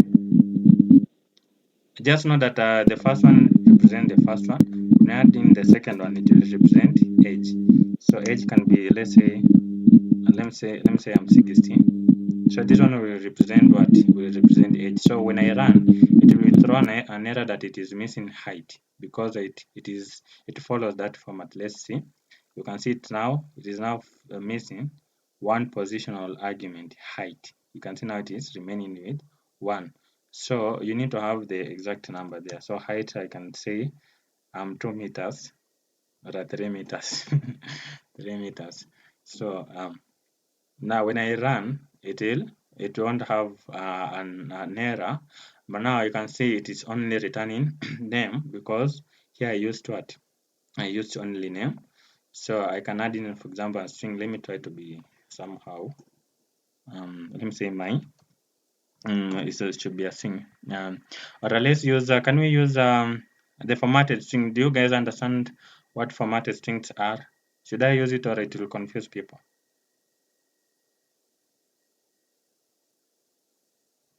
Or let me. Do you guys understand how to use the formatted string? The print statement. The formatted strings. For example, Yes. you want to include. You want to include a Yes, string. we do. Yes. You understand? I won't confuse you. Yes, so. I understand. I'm not sure about the rest. Oh. So for example, you want to include to insert like some variables inside the string. You can use the formatted string so that you, instead of using the concatenation strings, you can just replace them there. So like my name is the one that new you can give me. Whose name it was? Name. Nemo. Name. My name is Nehemiah Wekesa. So now you can see instead of writing the concatenation thing, when you use the formatted string, I think I'm not sure if you talked about these formatted strings in details, but so this one allows you to use the variable We inside. talked, I think it was in the lecture notes, because it was in the notes, Oh, the Explorer notes. I think it was there.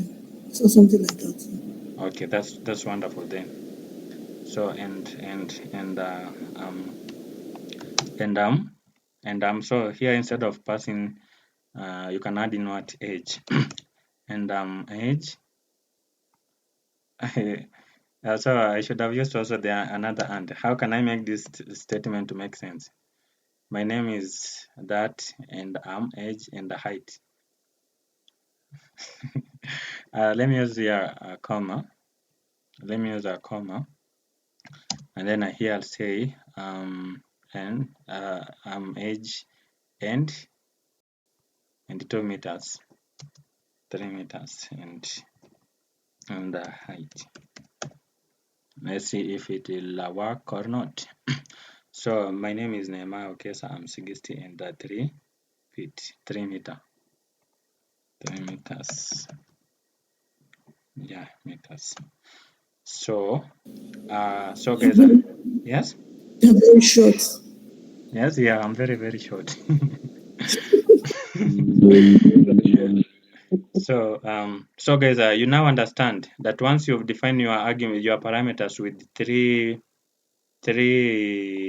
Once you've used 3 parameters here, the argument should be also 3. Then I'm going to talk about the keyword arguments in a few, where you can have a key to represent, and you use several arguments here at the bottom. But At the moment, I believe you've understood here up to here, unless you have a question.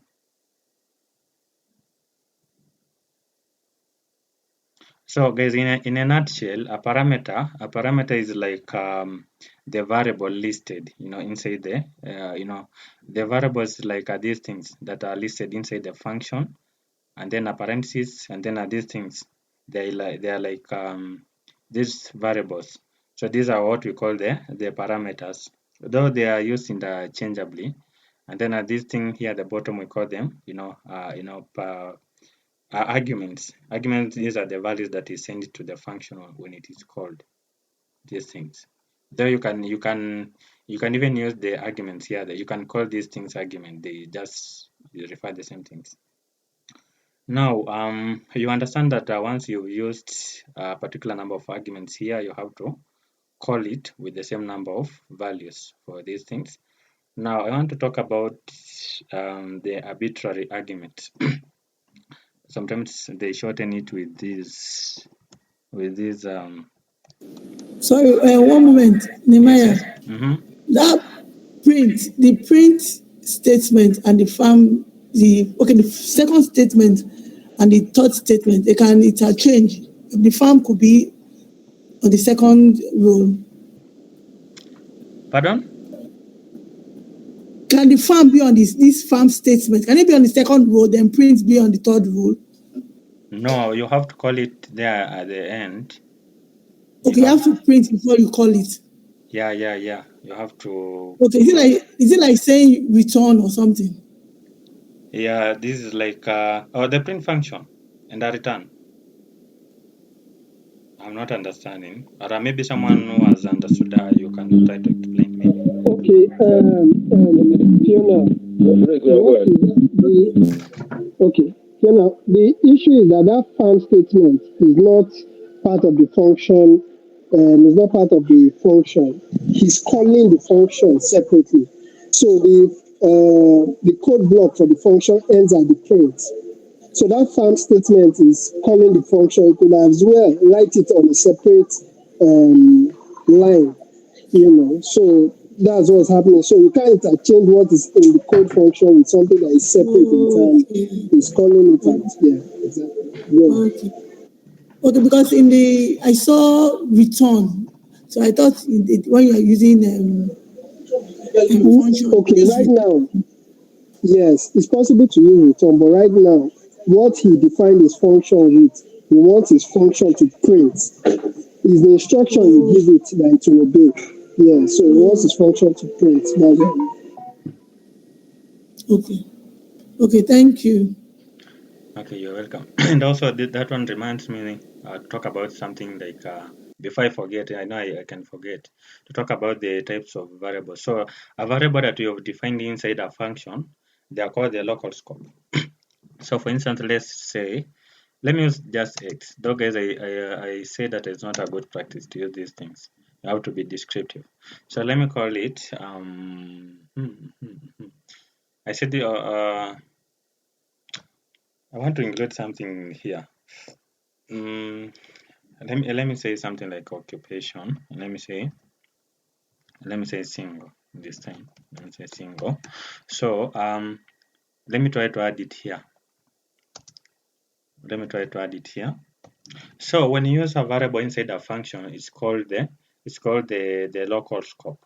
So which means that this function you can't use it outside.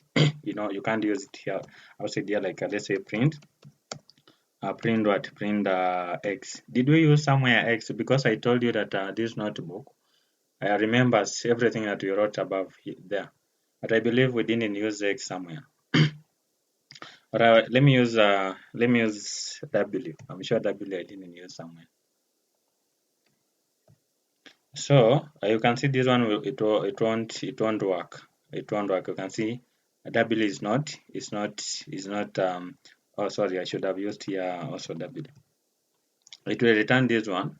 But it won't return what? It won't return the second one. You can see this one, it works well. My name is Nehemiah and single. Now this one is not defined because the local scope variable, the local scope variable they are only used inside the function. You can only use it inside the function. But now the variables that are defined outside the function, they are called the global scope variables. So let's call it y. Let me use y. Did I use y somewhere? And then No, you didn't. so let me use something like like something, I told you guys I'm not creative. So let me just use something like that. Now, and then so when you use it outside, you can use it inside and also you can use it outside. You can use it outside and also you can use it inside. So here you can use y inside and then also you can use it outside. It will return everything. You can see it also returns ELX and also it returns it also returns inside here. So when you use a global variable, you can use it inside the function and also you can use it outside. But now when you're using the local scope variable, a variable which is defined inside a function, you can only use it inside that function. You can't use it outside. I think guys you've understood that. Yes, Nera, but the question, Yes. this second calling of the function didn't print the W. Hmm. W. You Yeah, can okay, repeat. okay, okay. You didn't ask for it. Thank you, no problem. Thank you. You did not ask for it in the calling. I was just wondering why I didn't see anything like single in the when in my name is my Wekesa and so on. I didn't see single there. I was just wondering why. I think it's because the W was not called. Oh, last time I used Sing, I think I changed. I changed to ALX. I changed to ALX. So I think last time it was only returning single on this one because I had used. Oh, okay. I have you see I have this W here. Oh, by the so by the let me try also to add in another one here outside so that you can tell. So let me add in that W outside here, and then also let me add in another one here called the W. So it will work well here. So this one can take advantage of both the global and the local. So a function that is defined inside a function. So this one you can see it returns. My name is Nema. Okay, so I'm 63 meters. ALX single. It returns everything. Now in the next one, and the next one it is throwing it is throwing the error because it can't use a function. It can't use this one because this one can only be accessed inside the function. Pardon? Nehemiah, Yes. Nehemiah, you did not define W. If you include maybe the farm, and you now put something like maybe W among something among the variables that the values that will enter into the argument that Hmm. will go into the function. Then you Hmm. can now say something, maybe you put W there. Then as you defined it as single, then it's possible for it to work. But without defining it and just putting it inside the block of code, there will be nothing, it will not run anything at all that has anything, no matter how much you call it in any form. Hmm. That's what I just mentioned. Yeah. Do you So get guys, what I'm saying? basically now remember the variables can work whichever wherever it is. But now these inside the function when you're using the function, remember for it to run you must pass the information here. You must call it at the end. So anything within the function you have to call it at the end for it to work. You can add in your codes there, your bunch of code here, and then once you call it, if you want to return anything inside that function, you have to call it. But now here I'm just using an example of the variables because remember variables can apply inside and outside. And so I think when I go in that direction I'll confuse people. Let's just stick with the function. Then I think I'll talk about these things in details maybe at the end of it. I don't want to confuse someone. Yeah, so what you need to know at the moment, just know that once you have 3 parameters here, you must have 3 arguments. But once you have 3 variables here, let me call it them variables, you have to have the exact values here when you are calling the functions. So guys, I believe up to this point you are good, right?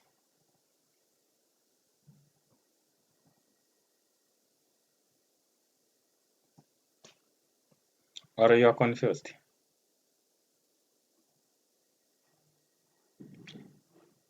Nima, have you understood? I got lost. And you don't ask. Where were you lost? Where I got lost when you started doing the the W and the X and the Y. I I got realize. kind of lost. Okay, That's why I didn't ask. Yeah. I think at the moment you don't have to know Mhm. that. But up Mm. to this point, have you understood these ones? Alright, I've it's understood and you explained very, very well. But when you got to the X and Y, I just got lost after some time. so at the moment just know what you've known, what you've how can I put it? Just stick to what you've known at the moment. I'm going to stick to these things, and then maybe we shall talk about those things at the end. Maybe once we've completed these functions. So now let me talk about the arbitrary arguments. They are sometimes shortened with these. So sometimes when you see something like this, just know that it is arbitrary arguments. So what are arbitrary arguments? Now, for instance, if you do not know how many arguments that will be passed inside your functions, before the parameter name in the function definition, then you can use that asterisk. You can use this asterisk then at the name, so that you can run as many arguments as you want. You know, yeah. So like for instance, let me show you an example. Let me say I want to let me use for example my kids. You know, let me use my kids here. Let me say kids. So this is the format or a syntax for the arbitrary arguments. I say this is the structure, the syntax or how it is done. So it is asterisk, then are your arguments. So here you can define. Did I use a new cell? Oh my goodness, I said that I want repeat, and I'll repeat. Uh, I'm mhm. I should have undo. Let me use a different cell. I forgot that one.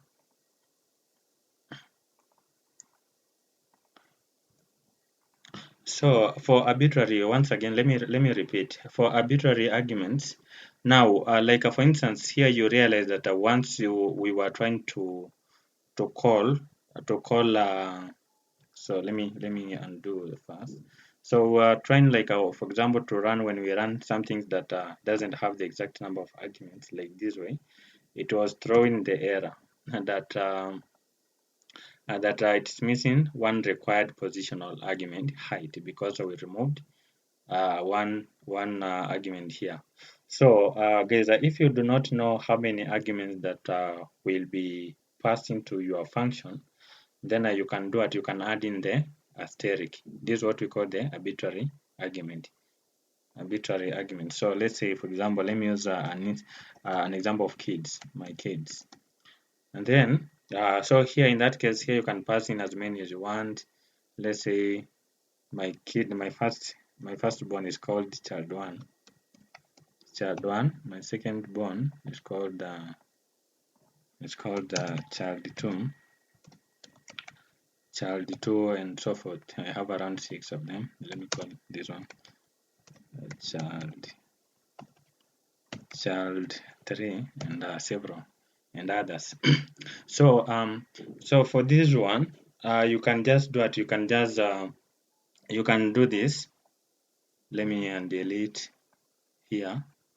Of course, the string should have been there. Yeah, this way. So my first, I can say, for example, my first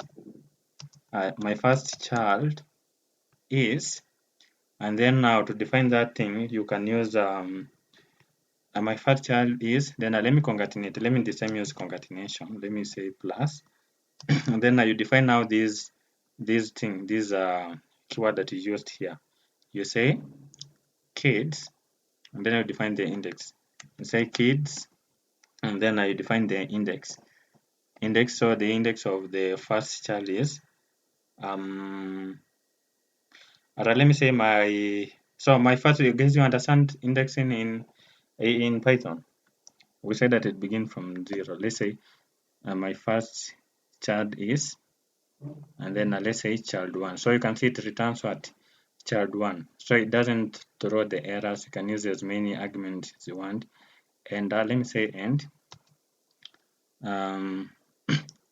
I should have used the yeah. So guys, I think you understand how it is done once you use these arbitrary arguments. So basically, the goodness of working in the arbitrary arguments, it helps you to pass, if you do not how many arguments you want to have here, how many arguments are used, you can use what you can use this arbitrary. So it begins as asterisk, and then the argument, and then when you're calling, you can pass as many as you want. It won't throw an error. So you just define, you just specify. If you want to use it, you can define the key that was used or a variable that was used, and then the index of the element that you want to access or the value that you want to access. Guys, have you understood that one?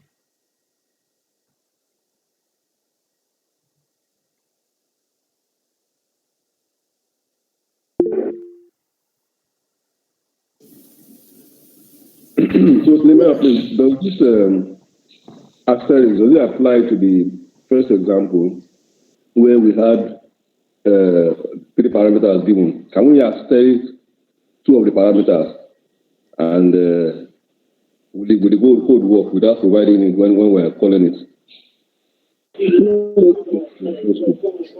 I can't hear you well. Anthony, Yes. I think Anthony was trying to say if you can asterisk two parameters. You can only asterisk one parameter because the asterisk suggests that it can contain multiple parameters. So by asterisking one parameter says you can collect as many of that parameter as possible. So you can't have like separate asterisk for kids, maybe have another asterisk for parents, have another asterisk for age. No, I don't think it can work like that. It will just be one asterisk for a variable. It will collect as many arguments as possible. Okay, thank you. I'm just wondering if it's possible that you, when calling the function, if your user decided not to put in the height, for example, with the is there anything I can do to the code to allow it to work? That first code that we did, let's say with one of them, the guy choosing not to put in one of the parameters. What can be done that that code will work? I don't know the solution to that. Okay. Well, It will work. unless you just use the arbitrary. You can only use the arbitrary or keyword arbitrary. But I don't think there is, unless someone knows about that. Because once you've used three parameters, you have to call it. You have to call it with three arguments.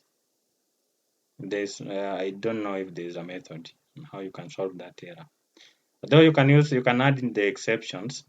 You can create your own errors. You can create your own. I think we shall talk about that in future. You can create your own exceptions so that when there's an error, you can return things. Though it is still an error, it's still an error. So I think there's nothing that can be done there. You just have to follow the rules.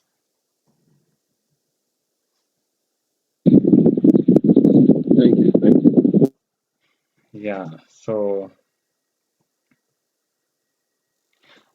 guys, and then guys, another thing you can as well You can as well send arguments with key value syntax. Let me again use a different one. Keyword arguments. Now let me talk about the keyword arguments. So for keyword arguments, this one allows you to use the key and value syntax. So like let's say we have a child one, we have a child two, we have a child two, and so forth. The list continue. You can as well do what you can as well use let me use this one 3, like 3 2. Like I said, guys, you saw earlier that it was following that order. Like for example, the first one goes with this one goes with this one. It was like orderly. But now you can as well use the keyword argument so that you can specify. For example, let me show you that. Let me first of all add in something like a child 3. Now with the keyword argument, you can order the arguments the way you want. It doesn't need to contain a particular order. So here you can say, for example, child 1 because here we began. Let me use child 1 now here. So normally it goes in this order. Like this should be in line with this one. This should be in line with this one. But now when you use the keyword argument, you can assign the keys. For example, the child 1 you want it to be. You can say, for example, child 1. Then you assign the values to child 1. So you will have overwritten this child 3, so that the first argument here will be child 1. So let me say, for example, the name of my child 1, I said it is what? It was Cynthia. I think this is the spelling. And then the child 2, or let me use a child 3 here. Jane. Child 3, right? I use what? Jane. Jane. Yes. Jane. All right. And then so this is child 3, and then so the position now for child 2 will be here at the end. So child 2. Tom, yes. Oh, you know my third child, Linda, it's true. It's called Tom. He's called Tom. You got it right. So now now let's do this. Let's try to so you can as well use this. You can as well use it this way, and then it will return. So like for example, let me just try to do it. How can I do it? Let me use a formatted string. I think this way it's much easier. Let me use begin with. I can call it, for example, child 1. I can add in child 2 and so forth. So basically the purpose of using the keyword argument is just help you in changing the order. So you can use things like a child 3 and so forth. Yeah. So my first child is Cynthia, second one is this one, and so forth. So guys, have you understood the keyword arguments?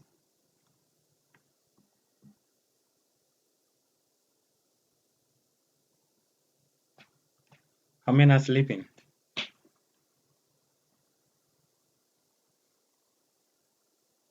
We are not sleeping now. Okay. So you've understood this one. Is it confusing? Ask Nehemiah. Yes. When you're calling the function like child 1, child 3, child 2, you have to follow like on your whatever formatted string the way you have written it, or you can just order it in any way and it will still return the same thing. You can order it in any way. You can, yeah, Mhm. sure. You can order it. You can order it in Oh, any way. Yeah. okay. Mm, Okay. Thank you. mm, okay. So, so like let's try this way. Let's try to remove child child. So essentially, this should be, if you are defining just normal way, this should have been three. This one, right? Should have been this one. But now you'll see that it. Let me run first of all and see if it will throw an error. So you can see now it's bringing the error for child 2. You can see the form missing one required positional argument, 2, child 2, and you can see the position of child 2 is here. So essentially the child 2 should have been here. But now because I've removed the one, because we had defined it 2 to be there at the end, that's why you can see it's not saying 3, it's saying 2, because we were using the keyword argument. So basically that's the purpose of the keyword arguments. It helps you to define your order, you know. You've understood, guys, right?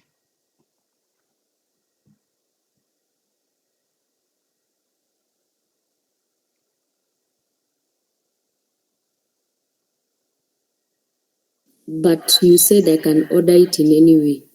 So when you say it's supposed to assist you in your ordering, isn't that conflicting? What I mean is like Mm. you can define your own order. So for instance, essentially, if Mm-hmm. you are to define, for example, child, let me do this one. Can I copy? Let me just copy something there. Here it seems I deleted. Yeah, let me use this one. Let me use this one. So so here, if I were to delete these three, this last value, it will throw an error that the third positional argument is removed. When I remove this one, you can see it's missing one position argument at height, of which height is at the end, the third one, right? Mm-hmm. So now in this case, the one above here, where we are removing the third one. So in a normal way, it should affect what? The third one, right? These are Mm-hmm. child one. So when I remove it, you can see it says the affirm is missing one required positional argument, child 2. It's not saying child 1, it's saying child 2. Child two. Yeah, because we created our own order. Okay. Yeah.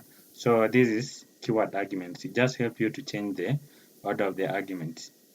Oh. Yeah. Any other question, guys?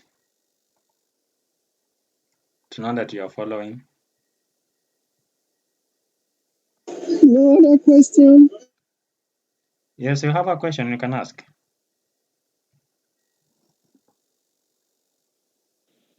You said no. None. Please go ahead. Oh, okay.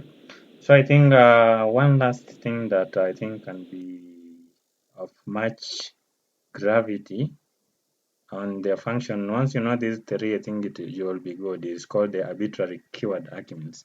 They are sometimes when you go to the Python documentation and then you see something like this one, uh, quags. Just know that this one is arbitrary keyword arguments. Arbitrary keyword arguments. When it is just one is arbitrary arguments. These are args. So this is arbitrary argument.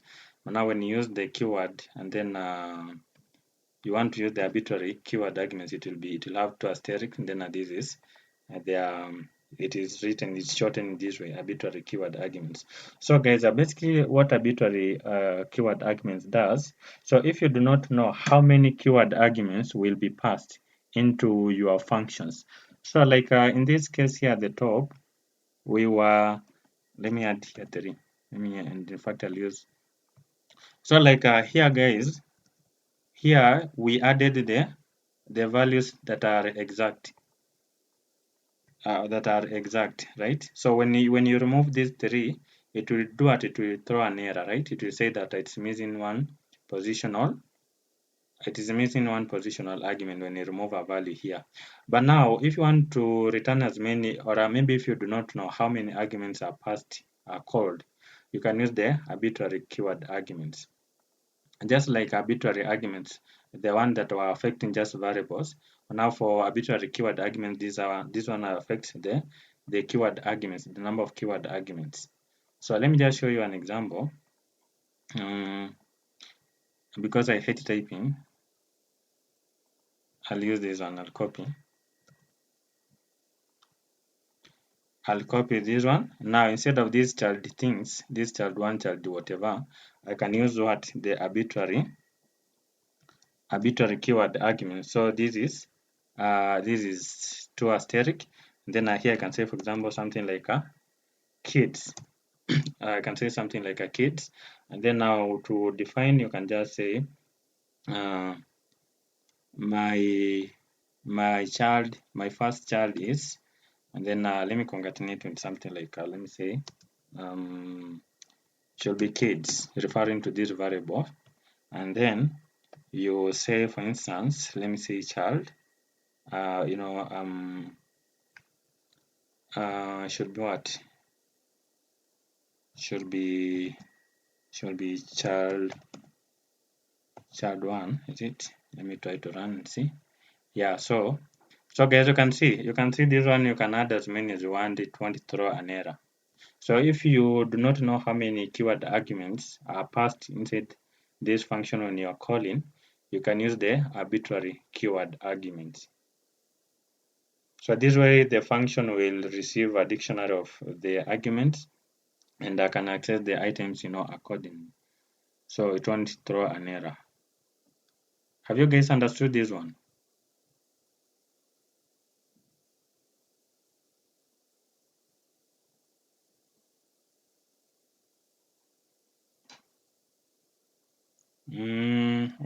Shall I ask this time? Let me ask Lauren. Is Lauren present at the meeting? Hello. Yes. Yes. In this case, does it mean we can't use formatted strings? Because I think I've tried to do that and it throws an error. Here you.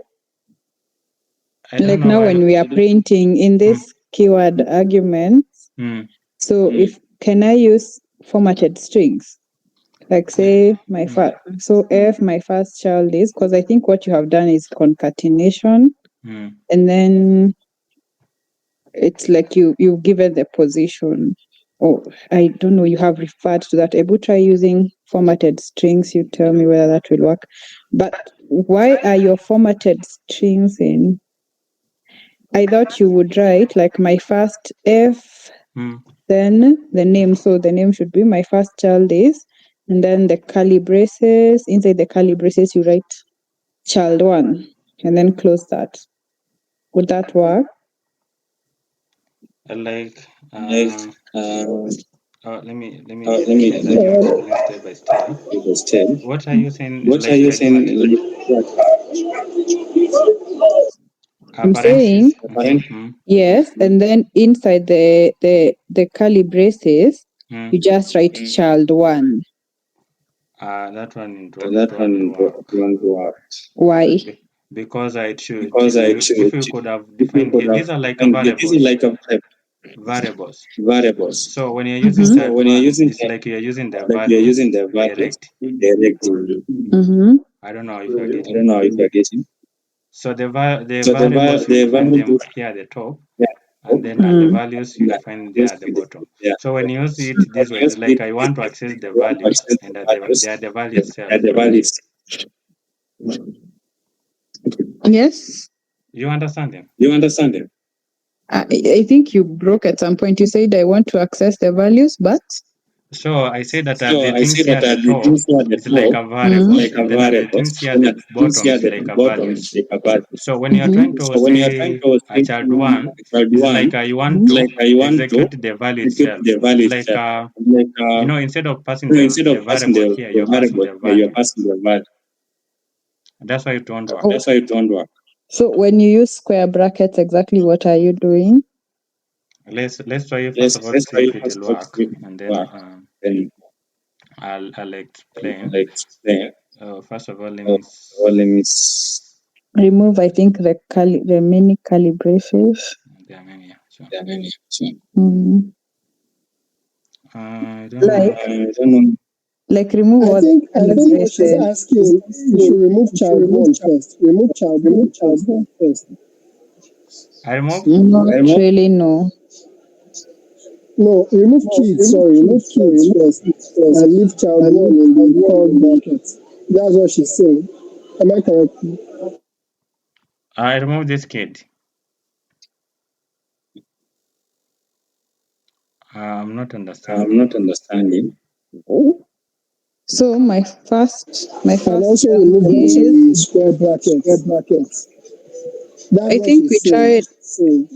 Yeah, we tried that and he said it won't work because it's like we're trying to access Nini's Yes, exactly. directly. It won't Yeah. work. It won't Ah, work. So this I way. was trying to understand why he's using square brackets instead, so that I understand what is happening. First of all, let's try this Nema, way. Yes, and then I remove one because yes. so sorry. I've been up and down, up and down. I've been following. Hmm. I believe I'll be able to understand when I rewatch the video. But you Yes. see, Hmm. yeah, it has worked. Has it worked? It has worked. Like for example, when you have defined your strings with these two pair of chords, you can't use it again because it will be like you are terminating. When you use it this way, two pair of double quotes, it's like you are terminating this, like this is a string that you are defining, and then this is the other string, so it will throw an error. So once you have defined outside with these double quotes, inside you can use what? A single. I don't know if you guys are getting. So what I'm still not understanding why. So you have put it like the way you do. So you have like, why do we have kids and then child one? So kids, it's like you're trying to refer to the kids as the key and then child one as the value. So what is So what exactly is happening? I'm not sure. Now, no, you remember? Okay. what is okay? You I think know, you what remember? he's Okay, you can continue. Yeah, just continue. okay. What he's trying to do there is that kids is the argument, right? And since when he called the function, since he called when he called the function, he has defined child one, child two, child three. He wants the print function to only pick child one. So the square bracket is like indexing it from the argument, right? Since the argument has already been defined as child one as Cynthia. So the square bracket is forcing out only the child one, the name of the child one from the argument that has been defined.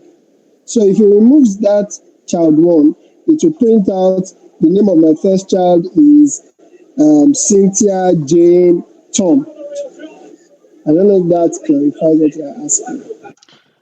That's very correct. But let me Actually, try to simplify for her. So, do you understand the concept of the nested dictionary that I've just discussed just in a few? We talked about the nested dictionary previously. So, like we had the key, but now inside that part of the values, we had also another key. So, if you want to get the values of the that nested key value of the nested key, you first of all refer to the outside the outside key, and then at the inside the key, so that you obtain what the value. So in this case, this is like a variable. We said that the variables are defined here. They are called parameters. They are defined here. But now, because we want to access the values, but these are in key values pairs. So what we are doing, we are first of all accessing that variable kids. But now we want to obtain the Cindy itself. So we are again trying to reference this variable like it is like a container for Cynthia, a variable for like another variable for this value called Cynthia. That's why we are referencing this child one so that it can return Cynthia. It's like just like the way we did with the nested dictionary. It's like you are accessing a key inside another key. I don't know if you are getting. Yes, I think I understand now. But now the other question is, Yes. why have we put the child like it's like a string and yet it is a key inside another key? Like we have put, what is it called? Like we have put it as a string, so it has the quotes. Yeah, you have Yeah, to you have define to it this define way it this way because now because now when it's used here, when it's used here, it's like a it's like value. a value. I don't know I don't why know when I talk there's why an when I echo. talk there's an You guys can hear the echo on your end. I'm and listening to myself. She needs Okay, to the best way, after Yes. speaking. Nehemiah, She the needs best to way is that Hmm. the best way is, for example, if Hmm. I have unmuted myself to speak, Yes. after speaking, I need to mute myself so that does not bring an echo. Oh yeah. Yeah. Thank you so much for that. You guys are the our tech experts. You understand those things. So it means that if you are not talking, you mute. Now, in simple terms, we said that this is like variables and that this is like values. So remember, we said that variables you can just pass them direct. When you just define a variable, you can just pass the name itself. But now here the variables here they are used is again is a values. So the values here they are used like what we are trying to access here, the variables, they are used like values. They are like values. I don't know if I can reference that dictionary thing. Let me think of a better way to explain these things so that you understand. How can I put it? So let's put it this way. So we all agree that this first one is like a variable. That lady. This one is like a variable, this one right? is like a That's a step forward, and then now this one, these ones here at the bottom is like values. You also agree that with that one? So like they're like a value for the variable kids. Yeah, kids. Yeah. Yes, okay. So when you want to access them, these are like, for example, if one just want to access these value, it will be returned as a strings because they are. When you want to access these are kids, they will be returned as strings because they are used as values for kids. But now we want to access now these values inside this value. So the value itself is this is all these things. These are the values for kids. But now this Cynthia is a value to this one. So that's why we are referring it to as to a string because this thing is the whole of this thing is guys I'm stuck to explain. Someone who has understood can Can try I to can I give explain. you a back? Yes. Okay, so the kids that we have up there is a defined function. As we are defining the function kids. So after you're going to refer to it later on, First of all, the Python already recognizes it. before you Okay. continue, you are not defining a function. To define a function, it is this one, farm. When you are passing here, these are parameters. It's not function definition. Oh, okay. So what I'm trying to say is that the code or the Python already recognizes kids. So now, in the future, this child one is not yet recognized. This is when we are now calling the function farm. Kids is already a parameter that the code recognizes. But child one is not yet recognized in the future that the user is calling the function farm. So in that case, we have to treat it in strings. Now, when calling it, the child one is now defined as Cynthia. So inside in the calling, you don't have to put child one in parentheses. Cynthia will now be strings. But that print up there was done earlier when when we don't know about child one yet. I don't know if that helps in the explanation. And that Nehemiah, Yes, yes. I can see somebody by the name Nemo Theo has raised their hands. Kindly allow them to maybe to ask any question. She can Okay. talk. She can explain. Okay. What I have understood from what Nehemiah has said, when it comes to keyword arguments, is, for example, you do not know how many, like, what are they called? Like, how many children, like you'll have a many list. So you have a keyword arguments to assist you with that in such a way that even if you say print in the formatted, is it a formatted string? If you just say you declare child one, you won't throw an error, because the rest, when you try to do that, they'll always tell you you have not left, you have not like you have not put child one, child two, child three.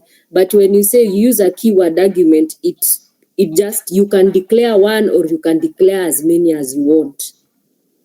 Access as many as you want. That is what I have understood. That is not a problem. I understand up to that point of saying arbitrarily keyword arguments and how we are using them.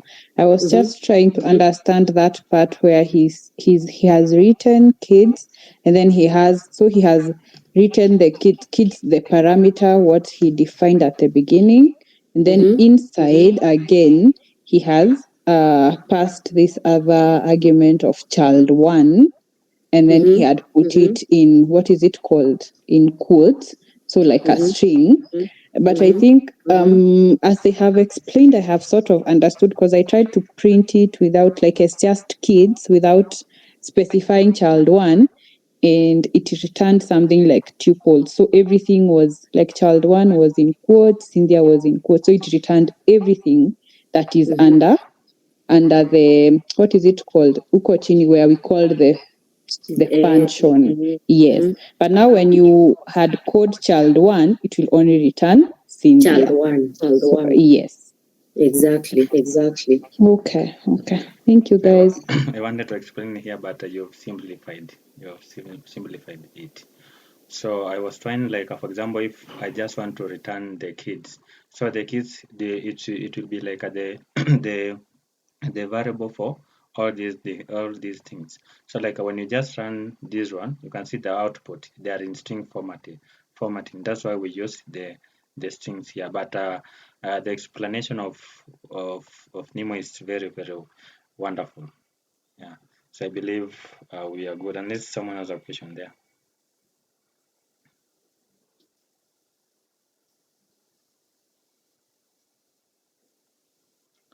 I'll assume there's no question. I want to try as much as I can so that I may finish these things. Can I talk about something else on function itself?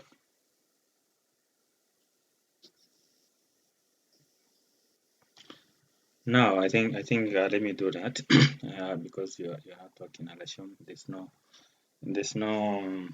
no question. Now let's say you want to have a default value, For example, you have you want to execute something, and how can I put it? So let's say, for example, you want to list the name. Let me think of a proper thing to use here. So let's say I have kids. And they inherit my name. So for example, first one I use just their name, their normal names, and then I want the kid that they have just defined their first name, and that they don't want to, they haven't defined the next name. It will be printed automatically. Let me show you in code so that you understand what I'm not good in explaining. So let me say div And let me use something simple. Let me say country. Let me use country, and then country function. Then here, let me just define something like a country. Country, a variable. Basically, here you can use what you can assign yet some values so that by default, if someone misses to what to add in their country name, it can be automatically populate these values. So let's say it's country to be Uganda. Let me use Uganda this time. Let me use Uganda, and then let's say let me use a print. Print. Then let me say I come, you know, I come from, and then let me concatenate. Though you can use the formatted string. Let me say I come from, and then I here pass in country. Let me pass here country. So I said that once you've defined a function, you must do it. You must call it. So let me call it country. A country, and then the first one, let's say Kenya. Then let's call it several times. Let me copy. And let me paste several here. Unless I want to include all countries so that people cannot tell me that I'm biased. I'm not. Let me use Nigeria, because those guys will kill me if I'll not mention their name here. Egypt, I think Egypt are here also. Egypt, and then Ghana. Ghana. Do we have Morocco in here, Alex? Country. Do you have Morocco people? So I think let me use here. Yes, we do. Oh, Rwanda. By the way, it's Rwanda. Let me use Rwanda. By the way, forgotten. Let me use Rwanda so that so assuming that we have three countries. Or let me use this example. Let me say countries countries are in ALX, or maybe countries or ALX in countries, or maybe countries that has, how can I put it? uh, countries that has of ALX. How can I of put it? ALX Yes? of Of ALX student. ALX, yeah, yeah. So it will be Kenya, Nigeria, Egypt, Ghana. So if they haven't finished the last one, then it will automatically populate. So it will fill it with the Rwanda. So you can see countries Kenya, Nigeria, Egypt, Ghana, and then the last one, because we didn't add, it automatically fill there with Rwanda. So basically, this is how you can have the default parameters. So it helps you, like when you call the function without argument, it uses the default parameters. I believe, guys, you have understood that one. How to create a default parameter.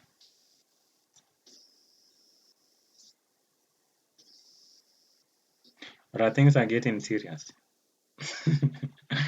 This is simple, right?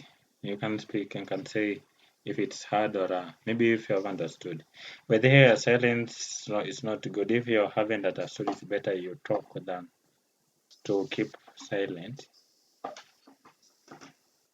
Please, can I just ask this? Yes, yes, ask, In, ask. in in the definition, Yes. after that country in blue, that Mhm. country in black, can it be any string? Yeah, it can be anything. It can be anything, literally.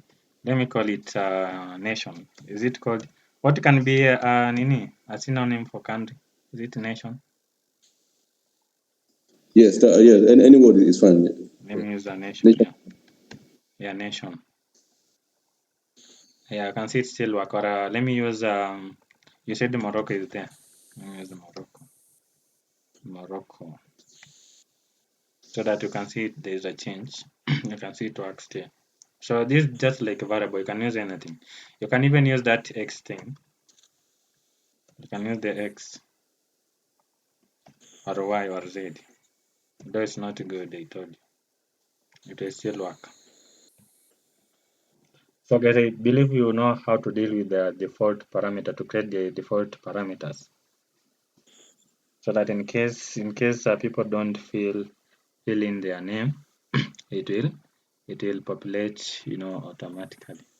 It will fill in automatically.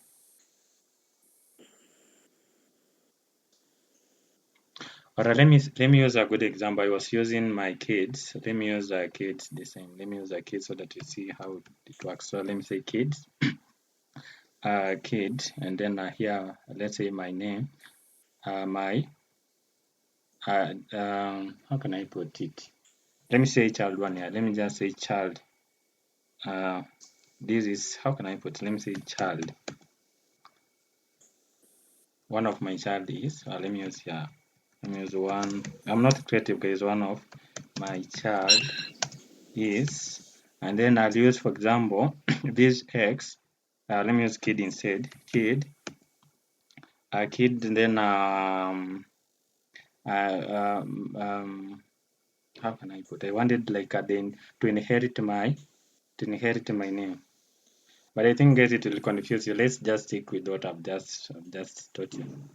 Yeah, so just know that you can use that way to create the default Father of many nations.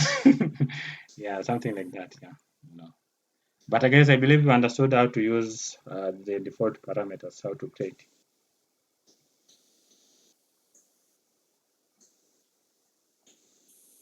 Yes.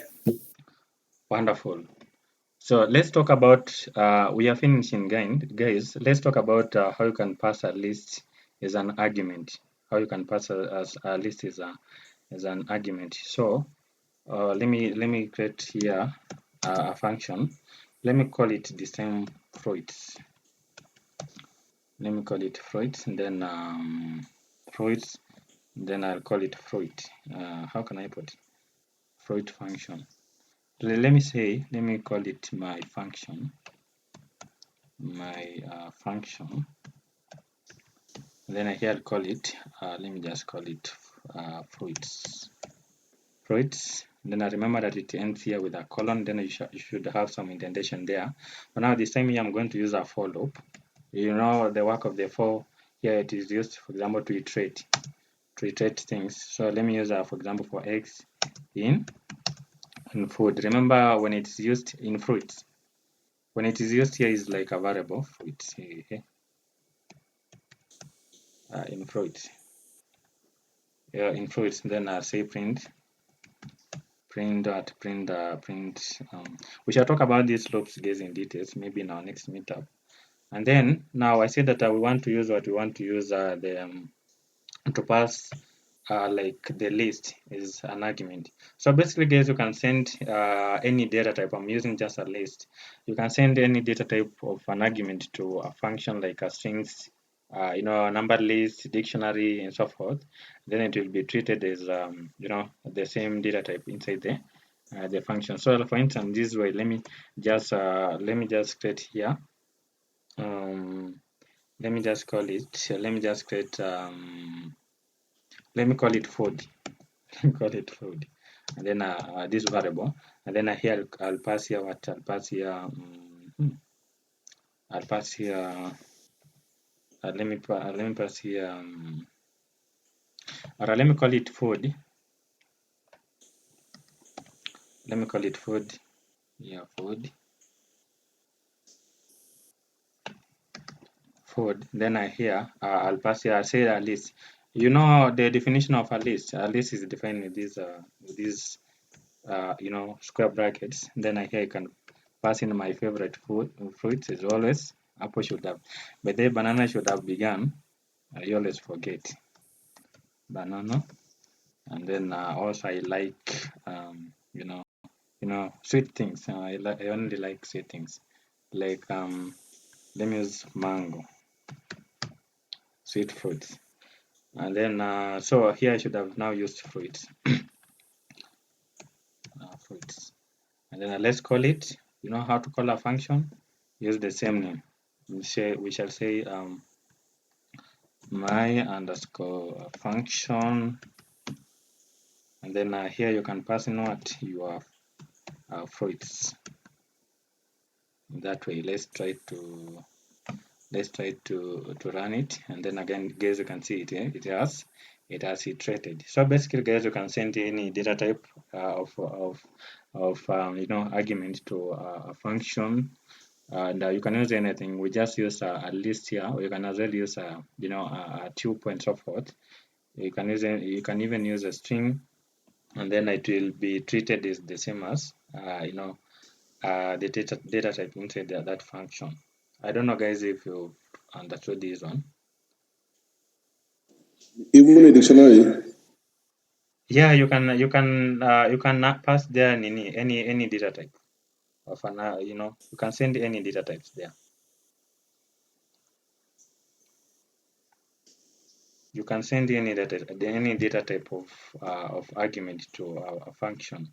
It can be a string, a number, list, dictionary, tuple, and name it, and it will be treated, as the same as the data type inside that function. So if you send a list, like in our case, as an argument, it will be treated. It will be still. It will be still a list when it reaches the function.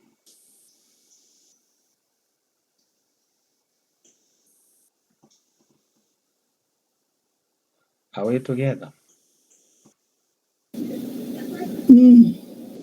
Now let's talk about the return. Someone asked about the return. The return function that returns some value. So for example, we want to return some values. So let's say div, and then let me use a return function. Let me call it my function. Let me use my function. Then I here pass in, for example, let me use x. Let me just use x. I told you guys I hate typing things. So let me say return. I'll use now return instead of, I want to return some values. So let's say something like 100 multiply by that x. So now let's call it. Let's call that function, or let's use a print. Let me use a print. Let me say print, and then I'd want to call it. Remember that once you've defined a function, you have to call it. So I'd say my underscore function, my function, and then here, for example, that x could be, let me begin with 2. Let me duplicate. Again, I told you earlier that I hate what? Typing 3 and then 4. So it can do what it can as well. You can let the function to return a value, and you can do it this way. So it will return. So the first one is like 100 times 2, 300 times 3, and so forth. Then it returns the values. You can as well use that return to return a value. What kind of energy do you have? Yes? Some people are dozing off, and I think we should. I think we plan to also review the challenge again today. I think we've done enough already today. You are taking us a lot. People are getting lost already. So I don't know. Do we still have time for that before we close? Go over There was a guy, I'm trying to find him. He texted in the group that he'll take us through that one. I don't know the exact name, but the username was Brian. I don't know if he's in the meeting to take us through. But basically, I've just finished function. These are the key thing about the functions. Though there are some things that, though it's not that serious. Like for instance, for example, you want just to use the keywords only argument, or sometimes you want to combine maybe positional only and keyword only. We have those things, and also recursion about the function. But again, Let me ask you. what is is there a difference between return and calling a function? It is different things. There are different What things. does return mean? Return, for example, you want to return something. Here, for example, here Like getting a result. to get a result. Yeah, that is it. Yeah. But To get also that. calling a function, so now you also get a result. Or So basically, just as I said, like for example, if you want to, like for Mhm. example, let me do this. Let me try to delete this one. If you because want to, I'm seeing mm, if for example, like, mm, okay, I think I got confused when we had those notes from Alex when they tried to introduce these function things. mm, mm, So every time I was like, anytime I see a return, I'm like, why can't I call this function? You get? mm. So I don't know. I don't know if I don't understand what is the purpose of the return, or So let me just mm. say I don't understand what is the purpose of a return. I have not understood up to now what return means actually. Anybody to assist her? Okay, let me assist. So Nemo, Mm-hmm. basically, when you say you are returning in the function itself, what it basically does is that what do you want the end result of that code of that function to publish? You understand? What result do you want to see at the end after the block of code when it runs? What do you want to see at the end? That's what return does. What do you want it to do? Then when you say you are calling the function, basically you are saying you are bringing out the function. Remember, the code of block is you are developing the function. Now Mm-hmm. calling the function, it meaning is like you are activating it. Okay, this is like saying print. You know, you're now calling print bracket something. That's calling print. So you too, you made a function. When you do all this, like now, this define my function x, return 10 times this. So when you write my function brackets, you are calling this function because right now it's still in developmental stage. We are producing it. So when you call it is when you say my function, that's now you are calling So the calling is code to executing. action. No, you are So when calling you the say code to action. You have not yet executed it. Oh. When you run it is when you execute it. You are okay, bringing it out. You are saying that you are making it live. You understand? Before it was okay, asleep. You are now putting live function. into it. You are starting it. It's calling it. Okay, function. I don't have a problem. Like right now, what is the when we say return 100 times x? Yes, that's what you want the function to do. So if you see how they develop print, at the end of what they did for print is that it should display whatever is in the bracket. So in this my function now, what Mm-hmm. the core of it is that it should multiply whatever is in the bracket by By 100. 100. Do you get? So when So you it's say just print, an because you can, instruction. So a return it's is just just an an instruction. It's the instruction of what the function should do eventually. What should be the, when you finish writing all the code, what do you want to see at the end, right? So it's the final instruction. What do you want to see? What should the user see? What should you do at the end? That's what you are telling it to return. You might be doing a lot of things, but that's what you want to see at the end. so return. Does that make sense?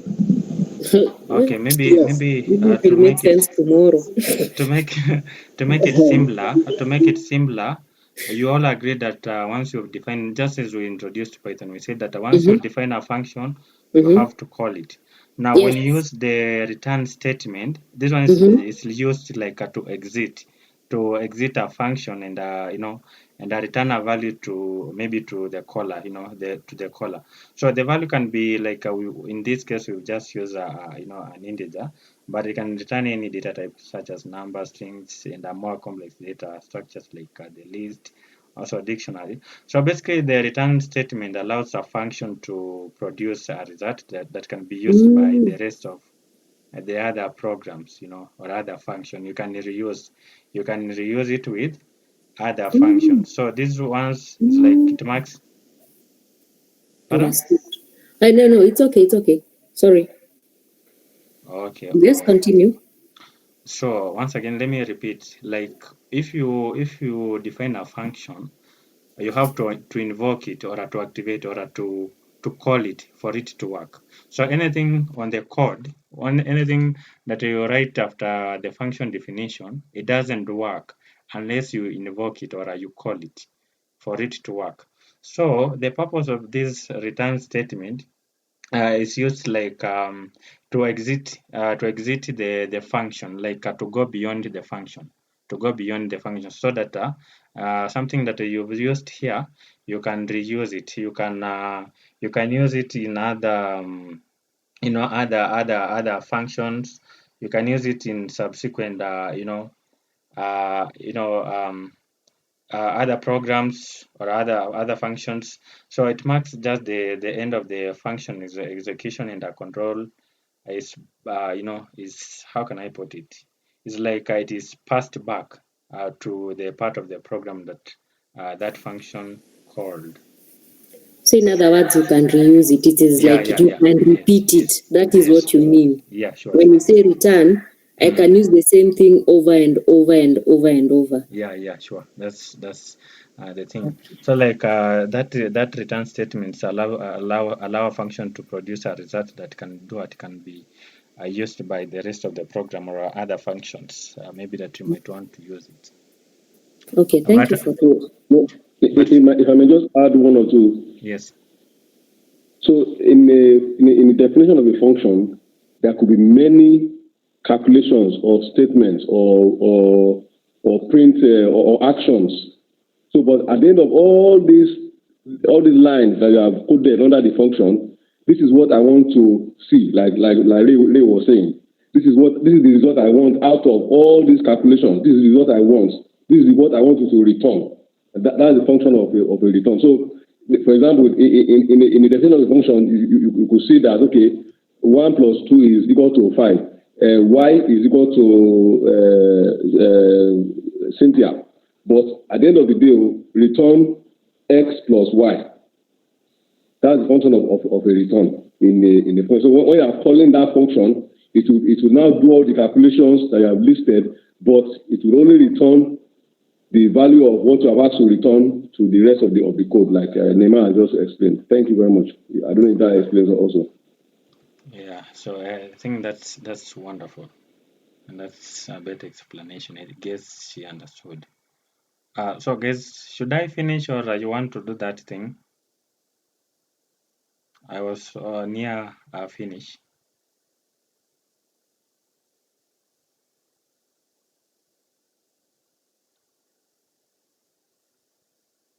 Can I get the response? Should I finish the functions or you want to do that code challenge? But there I was asking, there's a guy who was to volunteer to help us. I think the code challenge, you should do it another day because me, I'm not even, my eyes are just drooping.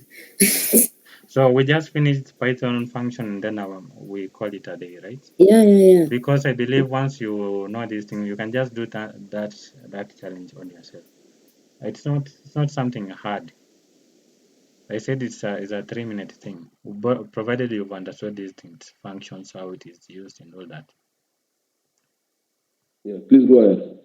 Let me just try to wind up and maybe if you haven't understood, you can rewatch this part. So I was just trying to finish, and so sometimes maybe you want to create your functions. You just want to create a function, but I don't want to use it. You are not ready to use it. Like you don't want to have uh, issues. So you've just defined your function, but you are not sure about the code that you'll use there. You can use the pass, the pass statement. So the pass statement, it won't throw an error. Like let's try this way.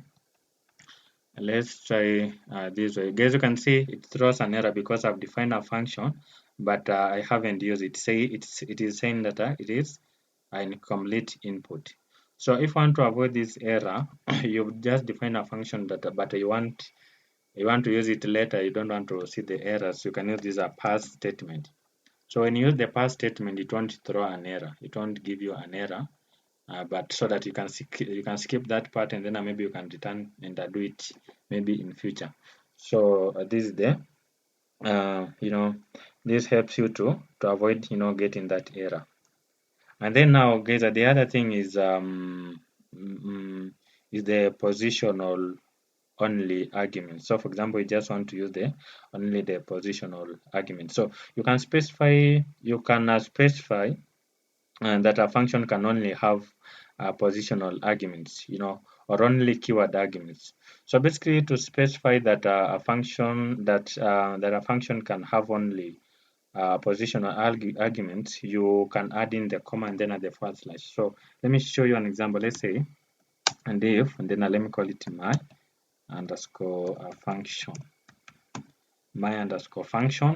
and then here, let's say, let me say that. Let me call it x. Let me use this parameter to be x. But now I just want it to have what? I just want it to have only positional positional argument. So I'll add in this forward slash so that I can just use it direct. I can do this. Remember that you have to close here with a colon. Then let's say print. Let me say print, for example, x. Then let's call the function. Let's call it the function, and then my function, my underscore function, my function, and then let's give it some values like even 3. So guys, maybe to illustrate once again, with function, you can specify that that a function can only have it can only have what positional arguments. It can only have positional arguments, or maybe positional keywords. So to specify that a function can only have a positional arguments, you add in what the comma, then followed by the forward slash after the argument. So so guys, basically that's how you can go about that. And remember that without this comma and the first slash, you are actually allowed to use the keyword arguments, even if the function expect the positional argument. Like let me show you. Let's say how can I explain it well? Let me do this like let me say x is I don't know if I'm explaining well. Are you guys understanding?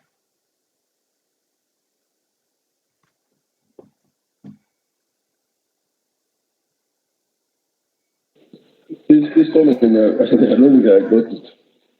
You got it. What are you trying to? I did not. Please come again. Oh, okay. So let me just try to repeat. Positional only argument. So you can specify a function. You can specify that a function can only have positional arguments, or maybe only keyword arguments. It can be positional or keyword arguments. And to do that, you have to add in what? You have to add in the argument first of all, and then you comma and then a forward slash. So this will mean that it will only have what it will only have a positional arguments, can be positional arguments or a keyword arguments. Let me show you with the positional, and then I'll show you also with. So this is positional. When I just write here something like let's say 3. This is a positional argument. Also, you can use something like a keyword. A keyword. Arguments. You can as well use it this way. Let me. And let me say x assign it to 3 for keyword arguments. But when adding these comma, the comma I didn't use a new line. So when you don't add that comma and a forward slash, you'll get an error if you try to send a keyword arguments. So like for example, let's try with the keyword arguments to see that error. So let's try to add in this one and then add the forward slash. So you'll see what it will throw the error. My function got some positional only argument passed as a keyword, keyword arguments. So basically, if you are using the positional only argument, then it applies on the position. It can't work also. It can't work on the keyword. I don't know, guys, if you are understanding, because I'm trying to listen to myself. It's like I'm not understanding. Also, I don't know about you. I'm trying to. It's like I'm struggling to explain. I don't know if you guys understand. We are not even getting what you're saying. Guys, I think we have to maybe to stop and maybe we shall talk. But what you need to maybe understand, it is what I've covered here. These things. Those are the important things.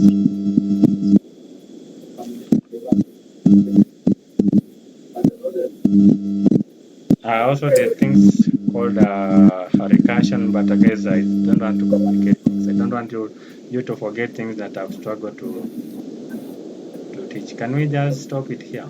Maybe. Yes. Wonderful. Wonderful. So We will understand tomorrow, we promise.